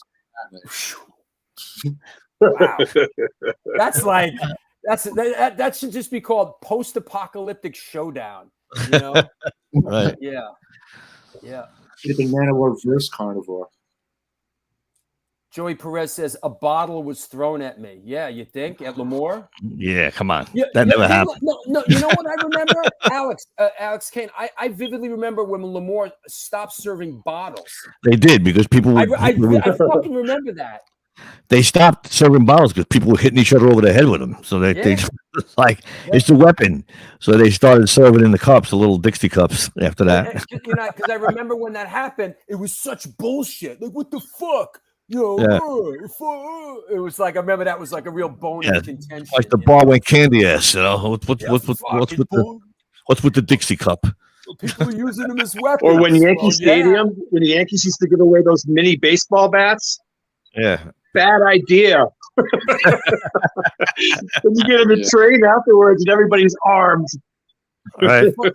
Funny you should mention that, Alex Mitchell, because I've been working on a book for years, and I have a vivid memory of going to Bat Day at Yankee Stadium. And basically, what it really remember the little bats and the short ones?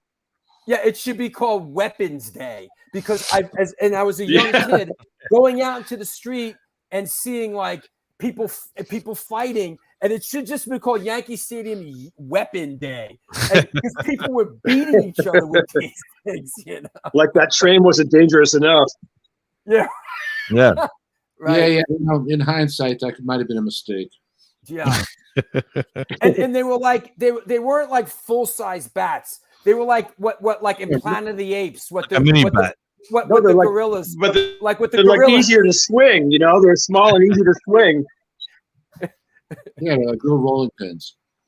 Hey, let's talk about this a little bit, Danny Lilker. I mean, you've mentioned this in the New York Hardcore Chronicles film that I did. You know, there was a moment there where there was a lot of cross-pollination between sort of, and lack of a better term, you know, we'll call it crossover. But when a lot of the bands like Exodus and whoever were crossing with a lot of the New York hardcore bands, can you give us some perspective on that, Danny Lilker? Well, sure. I mean,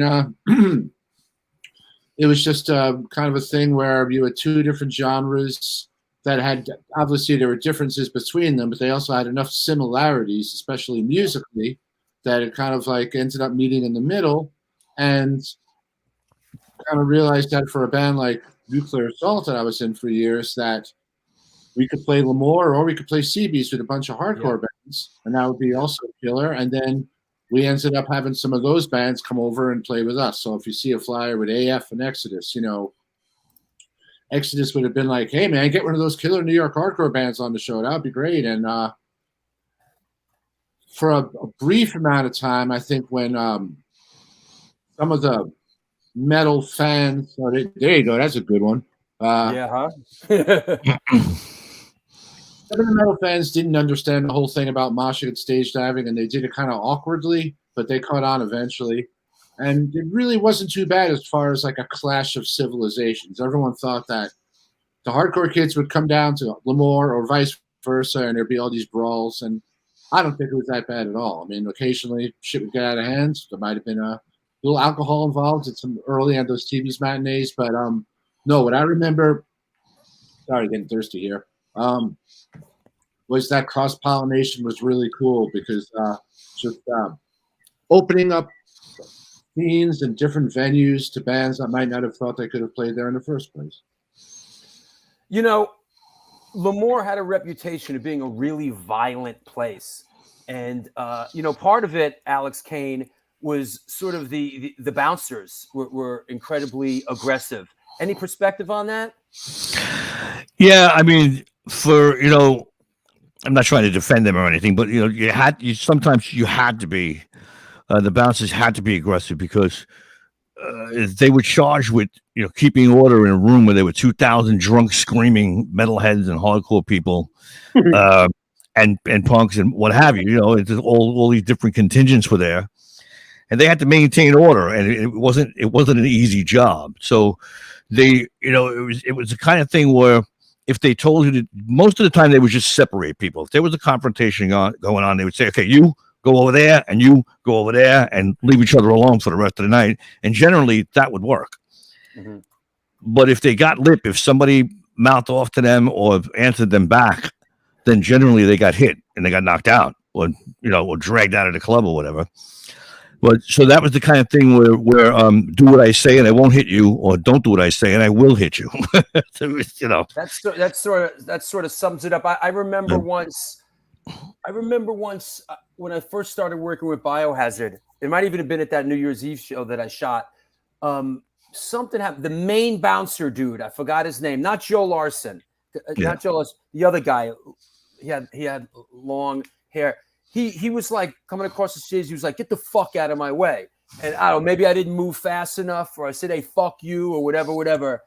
Yo, it almost jumped off. It was like he went ballistic, and all the other bouncers jumped to his side. But yet I was with the Biohazard guys. So it was like on stage, it was like it almost, and they had to hold. Yo, he went nuts. He was like, he wanted to kill me. Was it that dude with black hair and a mustache? You think it was that guy, Alex? I forgot his name. Yeah, Jimmy. His name was Jimmy. Jimmy, that's right. Yeah, Yeah. That's right. Yeah. Jimmy was the kind of guy. He was the kind of guy who didn't know who anybody was. Like he didn't know whether you were in a band or you were in a guy in a crowd. You know. Right. Who the fuck is this guy? Yeah. Yo, it was total like his eyes just like it's like something out of a movie. His eyes went black, and it was like, Dad, I'm gonna kill you. And it was like, ah, you know? Yeah. Yeah. So, yeah, was that right, Mark? The bouncers were great. Mike Gargano was cool. Was Neg was a bouncer there? Ned was the head bartender. Neg was the head bartender, right? Yeah. Yeah. And Neg went on to work for Biohazard, and his brother Nicky Gargano worked for Biohazard as well. Yeah, Jimmy. Yeah, Jimmy wanted my blood, man. You weren't the only one. Yeah. Intimidated. Yeah. Crazy shit. Here's another here, and I'm popping these up just as I'm finding them here. But I love this one. Megadeth and Possessed, Cities, Ace Frehley, and Nazareth. Come on now. That I like. Yeah. That was, I think, around the time when they had that Hair of the Dog, you know, Now You're Messing with the Son of a Bitch track was out, and they were, so we had them come in. Tell us about Cities a little bit, Alex Kayne. Cities was a Staten Island band. AJ Perro played with them for a little while before he joined Twisted Sister. Sal Italiano, who toured with Anvil for a little while, was also the bassist in the band. And the guitar player's name was Steve Maranovich. Singer's name was Ronnie Angel. And they were kind of a straightforward metal band, sounded a lot like Rainbow meets Iron Maiden sort of kind of thing, which was what was going on at the time. Cool. And when the Venom blew up the stage at the Paramount Theater, they were supposed to play Lamour a week later. The owners didn't trust the pyro guy because he blew up the stage. So it was like the Lamour ceiling is only 12 feet from the stage. I mean, it's a very low ceiling. So they canceled the show. So Cities and Metallica filled in that spot for Venom, and they built it East meets West, kind of, you know, Cities East Coast, Metallica West Coast kind of thing. Okay. Hey, what's your cat's name, man? Hank. Hank? Hank. Yeah, Hank. So for Hank's Merciful Fate. Yep. Gotcha. Got it. Yeah. Hey, yep. Hey, Danny Lilker, Alex Mitchell, I want to thank you guys a million for coming on. Alex Mitchell, you first. You want to shout out anybody? I love your show so much, shout out anybody? Yeah, Alex Mitchell, shout out anybody. Tell us about what's going on with Circus. Have a new record coming out in a couple of months. You can see the new video, Goddess of the Sun, on YouTube. Got a guy playing drums that was playing with Graham Bonnet band for a few years. Mark, he's an incredible drummer. The secret to our success is we don't rehearse. We don't get together to write songs. We don't keep a consistent lineup together. But for some reason, this record came out great, man. Good. And you have this show coming up at the Whiskey on May 20th. Yeah, at the Whiskey on May 20th, and then the next night in Fresno at Fulton 55. Fantastic. So yeah, we're going to start playing again. I'm excited. Cool. I want to thank you for your support, brother. I love you, man. Take care of yourself. Dude, I watch your show religiously. I love it. Not just about music, but people just shooting the shit, having fun, talking about stuff, movies, everything. I love it. Thank you so much. I'll talk to you soon, Al. All right. Right on, man. Alex Mitchell, one of my big influences as a frontman, big fan of Circus of Power. Love them back in the day, man. And you know, with Circus of Power, also, you know, one of our New York hardcore guys, Zowie, ended up playing bass with them. You know, Zowie was in Leeway, and he ended up in Circus of Power there. So that was cool when we had one of our like New York hardcore guys, you know, doing that. You know. So Danny Lilker, what's up with you? You want to shout anybody out? What's the latest? Well, I should mention that coming up are going to be the last two domestic nuclear assault shows coming up in June. If you happen to be around Greensboro, North Carolina, on Saturday, June 4th, we'll be at the Carolina Chainsaw Fest. And the next Saturday in Philadelphia, the Decibel Magazine Metal and Beer Fest. That's going to be Nuclear Assault playing our Game Over record in a row. So, wow. Never done that before. And that, besides in around Labor Day, the show in Philly in the second week of June, that's it for the States. I mean, dude, I'm fucking 57. I'm just, been playing in bands for 40 years, man. I just want to fucking sit in my fucking chair and watch TV. We are not going to let go of you, bro. So you could say what you want, bro. But we love you. We love you, and we love when you play music, man. And you're a big part of this. So you could say what you want, but we will pull you back in. I know. I just see what happens. So I do appreciate that, though, because it's better to be cared about than to go, yeah, whatever, man, have fun. So, man. But yeah, man, it's been thanks for having me on, reliving some memories. Yes, and yeah, man, where to find me. I appreciate you coming on. I love having you on the show. Even Gary says always love seeing Damien. Yeah. I said he's gonna retire like Ric Flair. Right? So. There you go. Yes, game over in its entirety, man. Pretty great. That's cool. Take care of yourself up in Rochester. I'll talk to you soon, Danny Lilker. All right, take it easy, guys. Take care. Bye-bye. All right, bye-bye. Well, that was cool, huh? Yeah, man. Awesome to see Danny. It's been a long time. And Alan. Been a long time. Let me take my last sponsor break. Let's come back.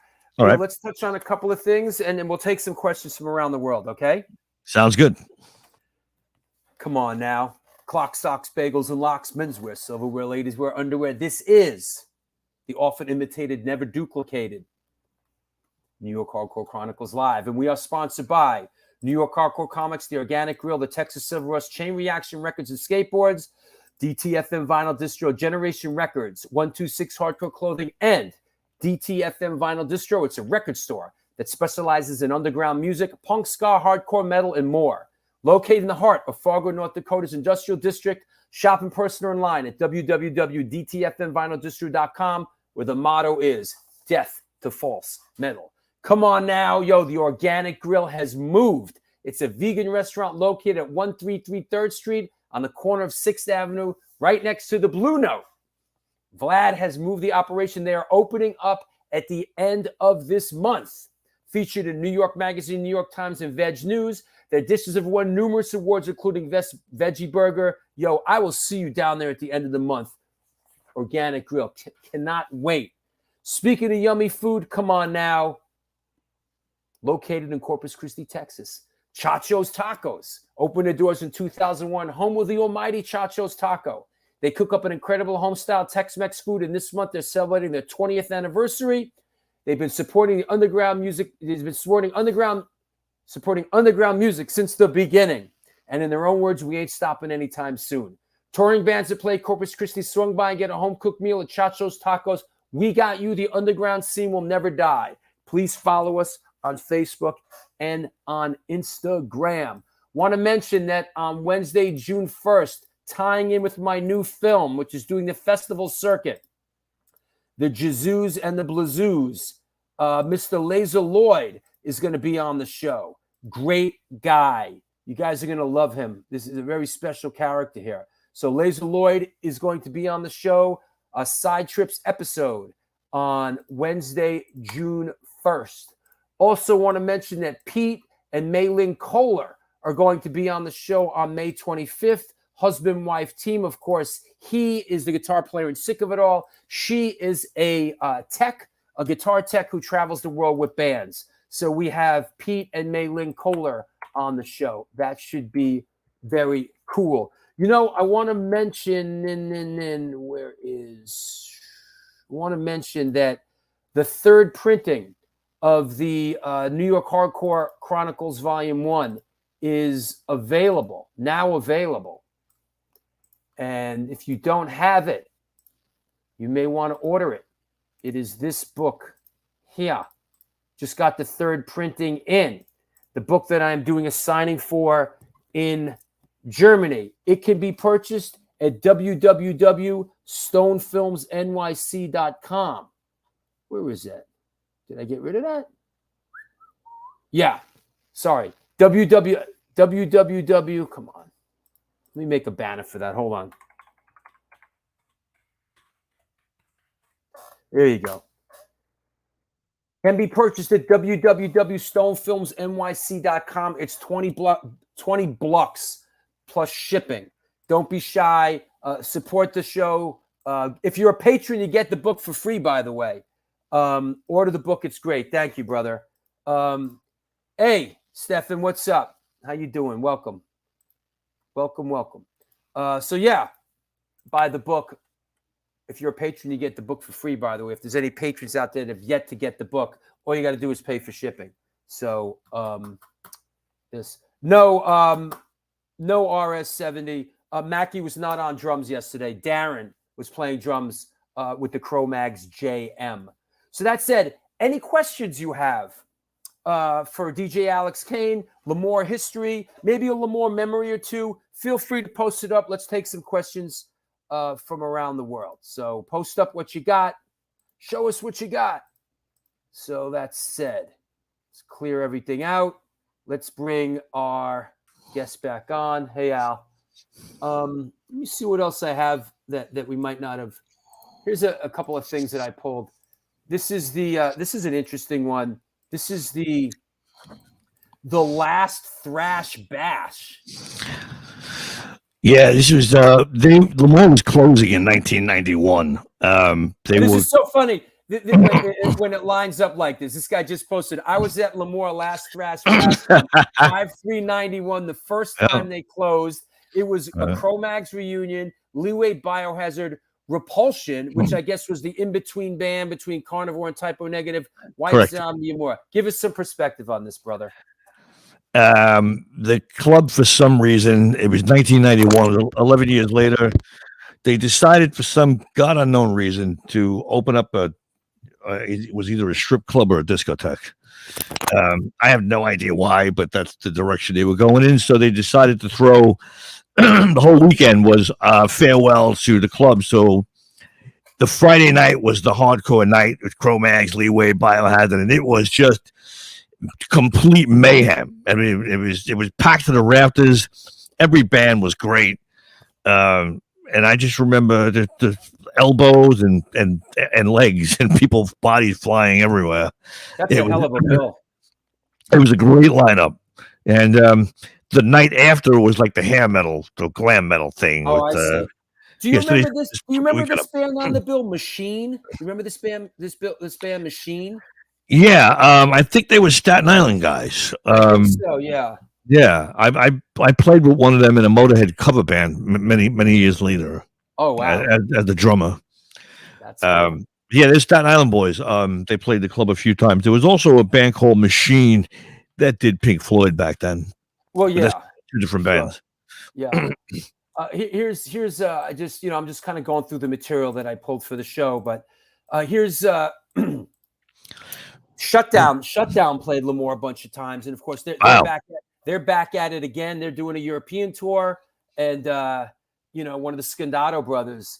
This is from 1994. Last local hardcore show. Wow, that's a great flyer, man. I haven't seen that one before. Yeah, 1994. Yeah. How did when it says $2 off with pass? How did the pass thing work? You showed it at the door, and then it was like I think it was $8 to get in instead of $10. Right. Okay. So they used that as a way to keep track of the bands, how many people they were bringing in, and kind of thing like that, for future shows, and maybe put them on a weekend or put them on as support for a bigger band. So it was a way to track the bands. I see. Sure. Here's an interesting one from Friday, September 23rd, 1988. Carnivore with Primal Scream and Wench, our good friend Yana, who sang for Wench. Yeah, they were great, man. I think she was in PMS first. That's right. And then Wench later on. They were both very interesting bands. So yeah. Very good. I want to say Primal Scream. That's weird because that was Keith Alexander's band before Carnivore. So maybe it was a new guitar player after he moved over to Carnivore. It's kind of weird. That's Yeah, that's now this is this is the last dated flyer I have, which is in '96. The last thing a bit I have, and this kind of says it all. Brute Force, American Eagle, Six Society, and at Lamour's, and I guess this was like right at the very end. You know? Yeah. I mean, they started to also copy the CBGB's Sunday matinee kind of thing. Is that right? Yeah, and they were bringing all the bands in on Sunday afternoons or Sunday nights, all hardcore bands. And so this was part of that, you know, the late '90s and into the 2000s, up until the club closed. They did a lot of Sunday afternoon and Sunday night stuff. That was all hardcore bands. It would have been worth mentioning when those guys were on, but how back then the shows went so late. Like you'd be in Lamour's at like fucking 2 in the morning. Like what time did Lamour's pull the plug? Was it 2 or 4? Well, we were open till 4 o'clock in the morning, but the way the schedule was, the doors opened I think at 9. The first band was on at like 11:30. You know, so you could get with your friends, get into the car, drive all the way from Jersey to Brooklyn, and party as much as you wanted, and still make the opening act when you got there. Right. You know. Right. And usually the headliners were on 1 o'clock or 1:30 to 3 usually. Amazing. And then and also you'd be doing shows on like Tuesday nights. Right. Like the bands are going on at 1 in the morning. Tuesday night. That was generally the schedule. The headliner would always hit about 1 o'clock. And I remember a lot of guys saying whenever they came to Lamour, they never left until the sun came up. You know, like if you were a headliner, you didn't get back on the bus until the sun came up. Listen, we were all very young then. And and like Gary says, in those days you could drink till 4 and get up for work at 8. Right. You could drink now. If you drink till 4, you're sick for it. It's so true. I mean, I don't drink anymore, but I remember out partying, going home, and just and being at work the next day, and then going out again the next day. We were out 7 out of 7 nights a week, for a while, for a long stretch of time, or at least 5 nights a week. There was always something going on, whether it was in New York City or Brooklyn, wherever. There was always a band to go see, a club to hang out in, or a bar to get together with your buds and drink. It was always something happening. So is that right? Alex used to play Happy Trails as the very last song of 4 a.m. every night. Is that right? That is correct. Happy Trails, the Van Halen version. Yeah. I did that Happy because it's Trails right. It was such an annoying song that I'm playing all this cool stuff up until 4 o'clock in the morning. What was that on? Diver Down? I think it's on Diver Down, yeah. And so I picked that track because it was so annoying, Right. Done Happy Trails, and it's just an a cappella thing, and that just signaled to the whole club it's over. You got to get out. Like when Bill Graham used to promote shows at the Fillmore. I think it was Green Sleeves they would play. It was sort of like and after a while, Yeah, well, before the bands went on, I used to do Sunday afternoon in the park. That was the cue, right? And then the screen would go up, and then you would see the headliners. So that was. Stuart Wall asks, "What's the funniest or crazy funny story you remember from Lamour?" I know. Listen, you have a lot of them, but maybe there's one that sort of is popping in your head right about now. There's a lot of funny stories, but I'll tell you one that I thought was really funny because it was almost like a Bugs Bunny cartoon kind of show. Sure. Cinderella was playing the club for the first time. They were opening for Kicks, and they had gone past their allotted time. The Brooklyn club, we didn't take any shit. And I'll take you back for a second, just to give you a little backstory. If you didn't show up for fucking sound check, you didn't get a sound check. You were shit out of luck. Yeah. And we started sound checking 2 or 3 o'clock in the afternoon. We were open at 9. The bands came on. There was a really fast line check, and you were playing. There was none of this stuff like like the sound man would shuffle in at 7:45, and start sound checking. And people are walking in the door, and there's sound checking going on while the club is open. Right. That never happened at Lamour. That never happened at the club. So with that, they were always strict about the time that bands were allotted. So Cinderella just kept ignoring us. We were telling them, we were giving them the sign. The sound guy was flashing the flashlight, and Tom Kiefer was just ignoring it. So I think it was Chuck that was up in the booth. He hit the switch and let the screen come down on top of the band. It's huge. His video screen was like 30 feet or whatever the hell it was, right? It weighed a ton. It starts coming down. And the funny part about that is the entire club sees it except for the band. They have no idea that the screen's coming down on top of their heads. And it lands right on Tom Kiefer's bouffant, It lands on his head. He ducks out of the way. It knocks down 2 or 3 cymbal stands. It knocks down the floor tom, knocks down the hi-hat and a couple of microphones.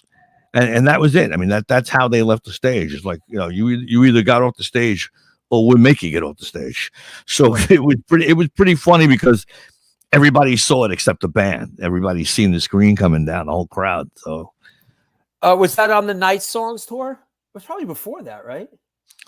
It's a good question. I'm not entirely sure. We've talked about First album. We've talked about this on the show, and we all agree. We love that first Cinderella record. It's great. Yeah, it was the first really album. Great. Cinderella was a great band. Sort of a weird name that sort of, they sort of got lumped in with a lot of other bands. But, their first couple of records, they were great. Tom Kiefer, very talented guy, Yeah.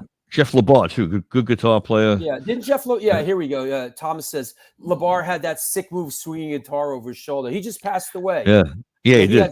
He had some demons, poor bastard, There was a story he told me one time. When they played the club, he came running out. He almost flew off the front of the stage. He stopped himself right at the edge. One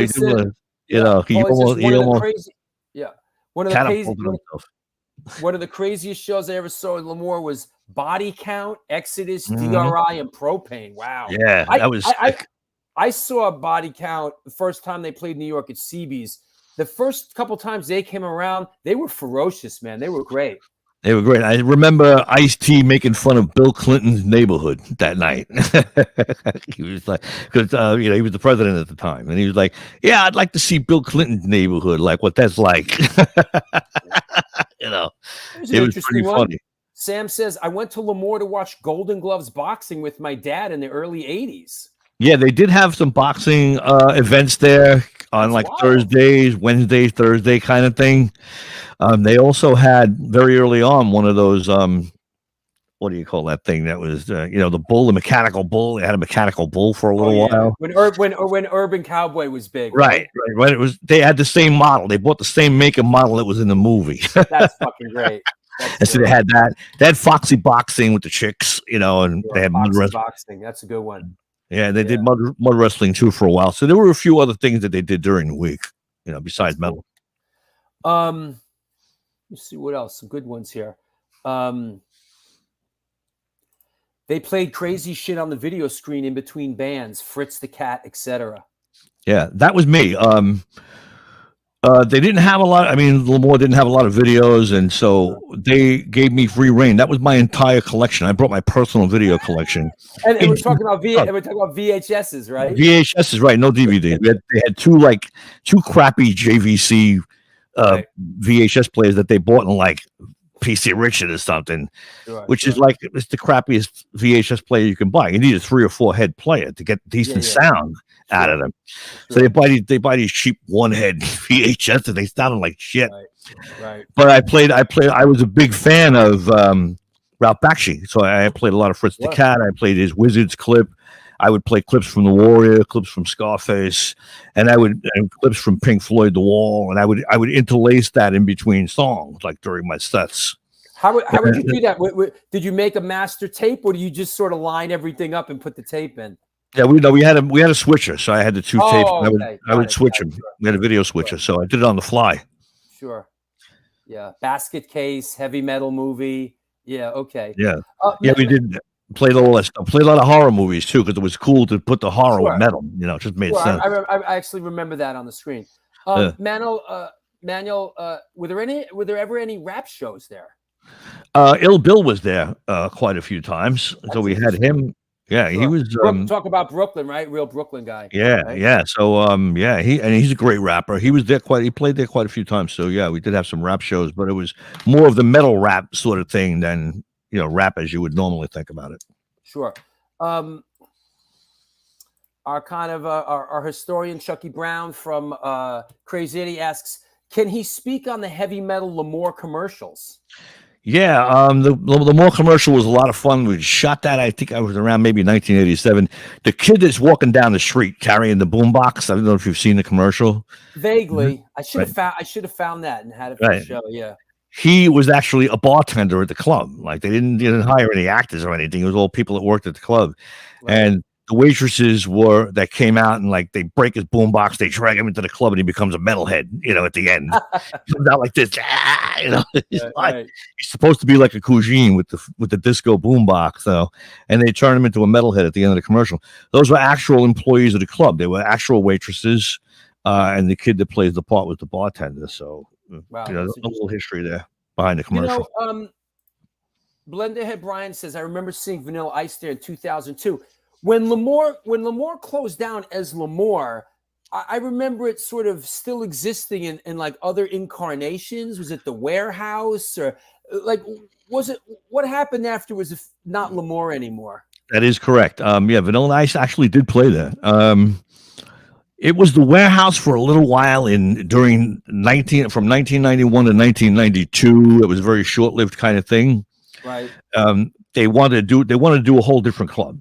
So they called it the Warehouse, and they had closed Lamour.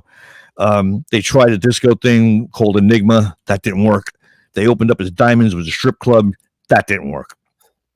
What's this third rail studio he's talking about? Was that in the location? I don't remember a third rail studio. I do remember after 2004, after the club closed, Ken Creedy, who I'm sure you know, he used the backspace of the club at the club, and he ran it. It was called BMT, Brooklyn Music Terminal, and they had a lot of hardcore and a lot of death metal bands and extreme and thrash. And it was short-lived. It maybe lasted for a year. I actually worked there as the DJ for a while, and also Jen Arroyo was one of our DJs from Kitty.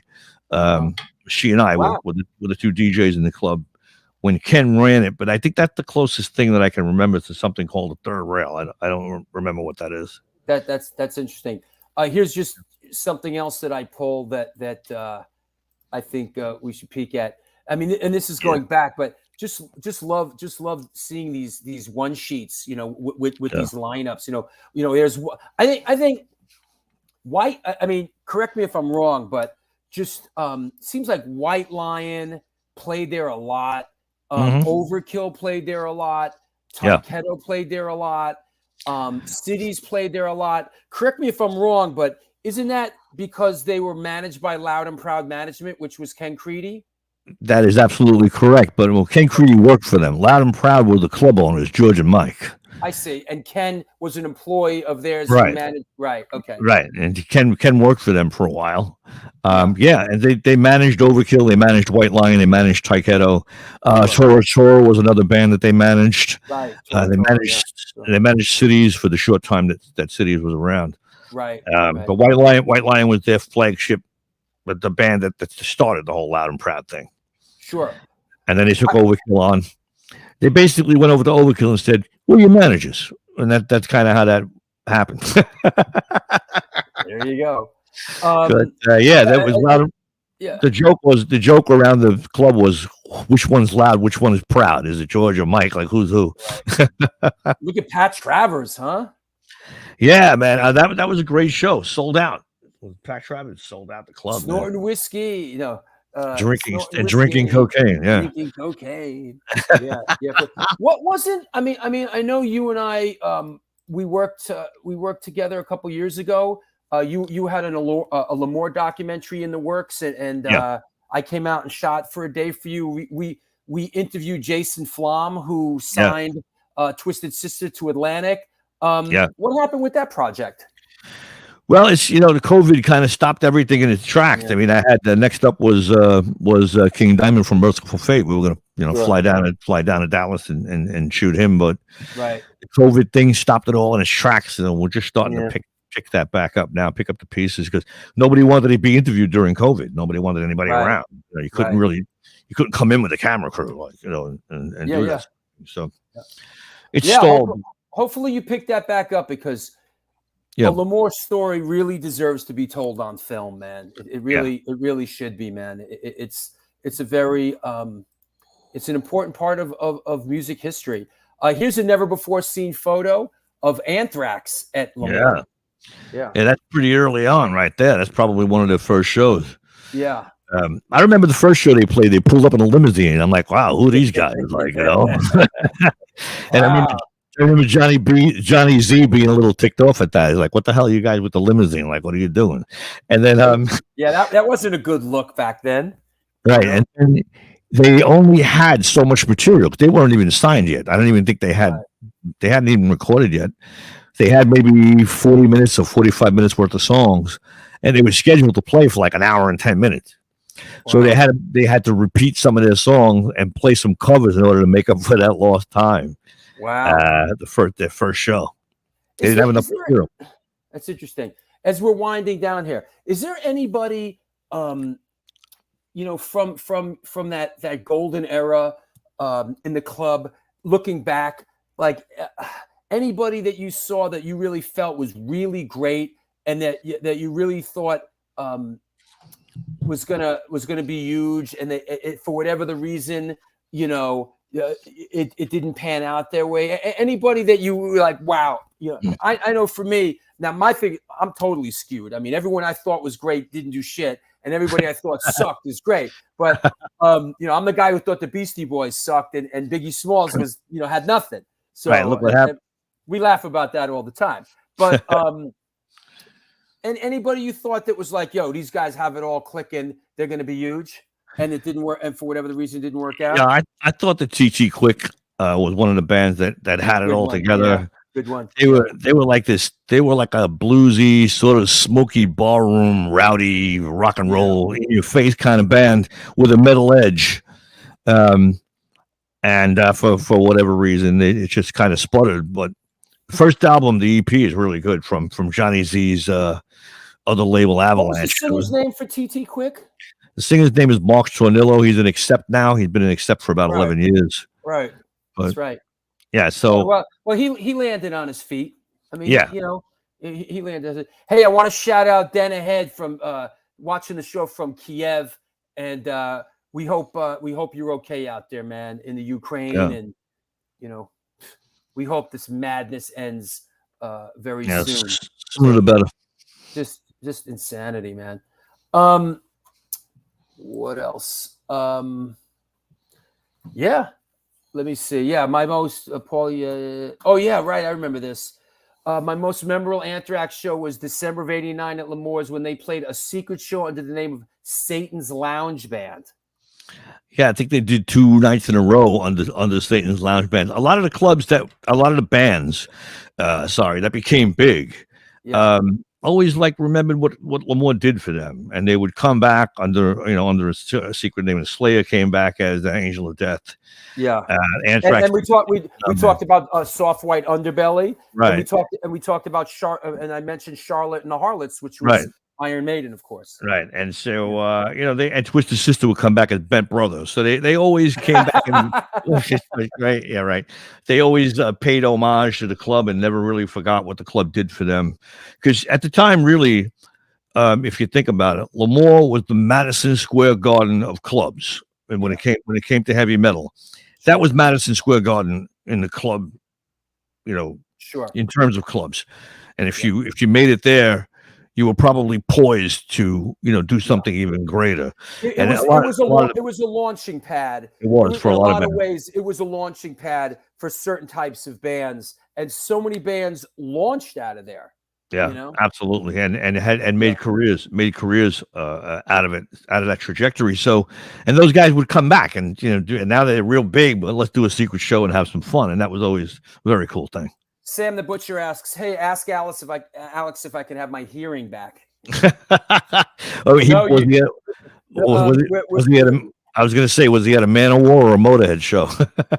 No, bro. As a matter of fact, you know, you can have your hearing back. And my suggestion is go get a pair of these like I have now, now that I am lost a good amount of my hearing. Yeah. It doesn't come back. Wear No, earplugs.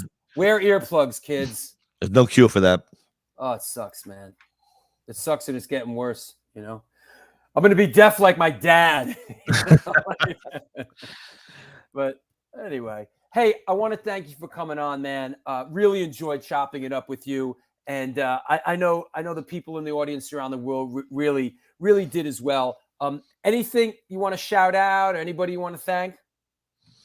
Well, I want to thank you, bro, for having me on, man. This is it's an honor to be on this show.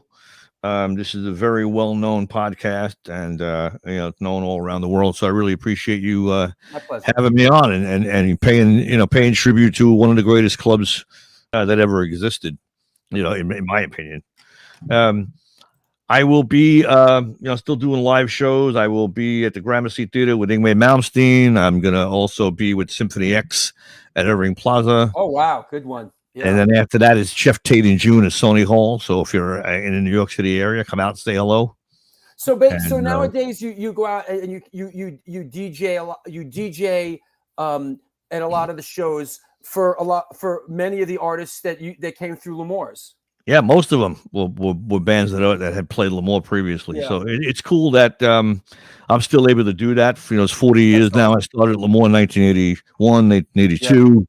Yeah. So it's 40 years later. I'm really appreciative that the bands are still out there playing, and they still appreciate what I do and allow me to open shows for them. It's a cool thing. That's fantastic. Thank you very much, man. I'll be in touch, and I'm going to come down. I want to come down to one of those shows and maybe Sony Hall or something, and hang out. Yeah, you're always welcome, man. You're always welcome to any show I'm on. Just let me know. Thank you. I appreciate it. I'll talk to you soon. All right, man.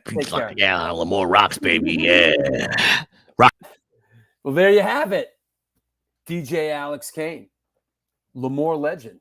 Great show. That was I love shows like that, man.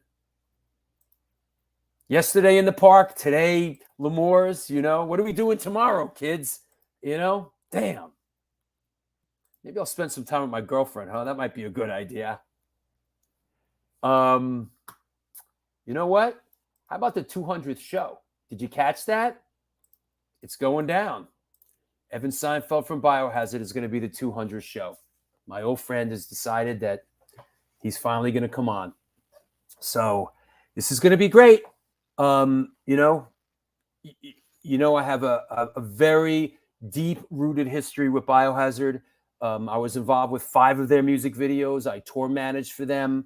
As a matter of fact, the most viewed show we've ever done was when we had the other Biohazard guys on.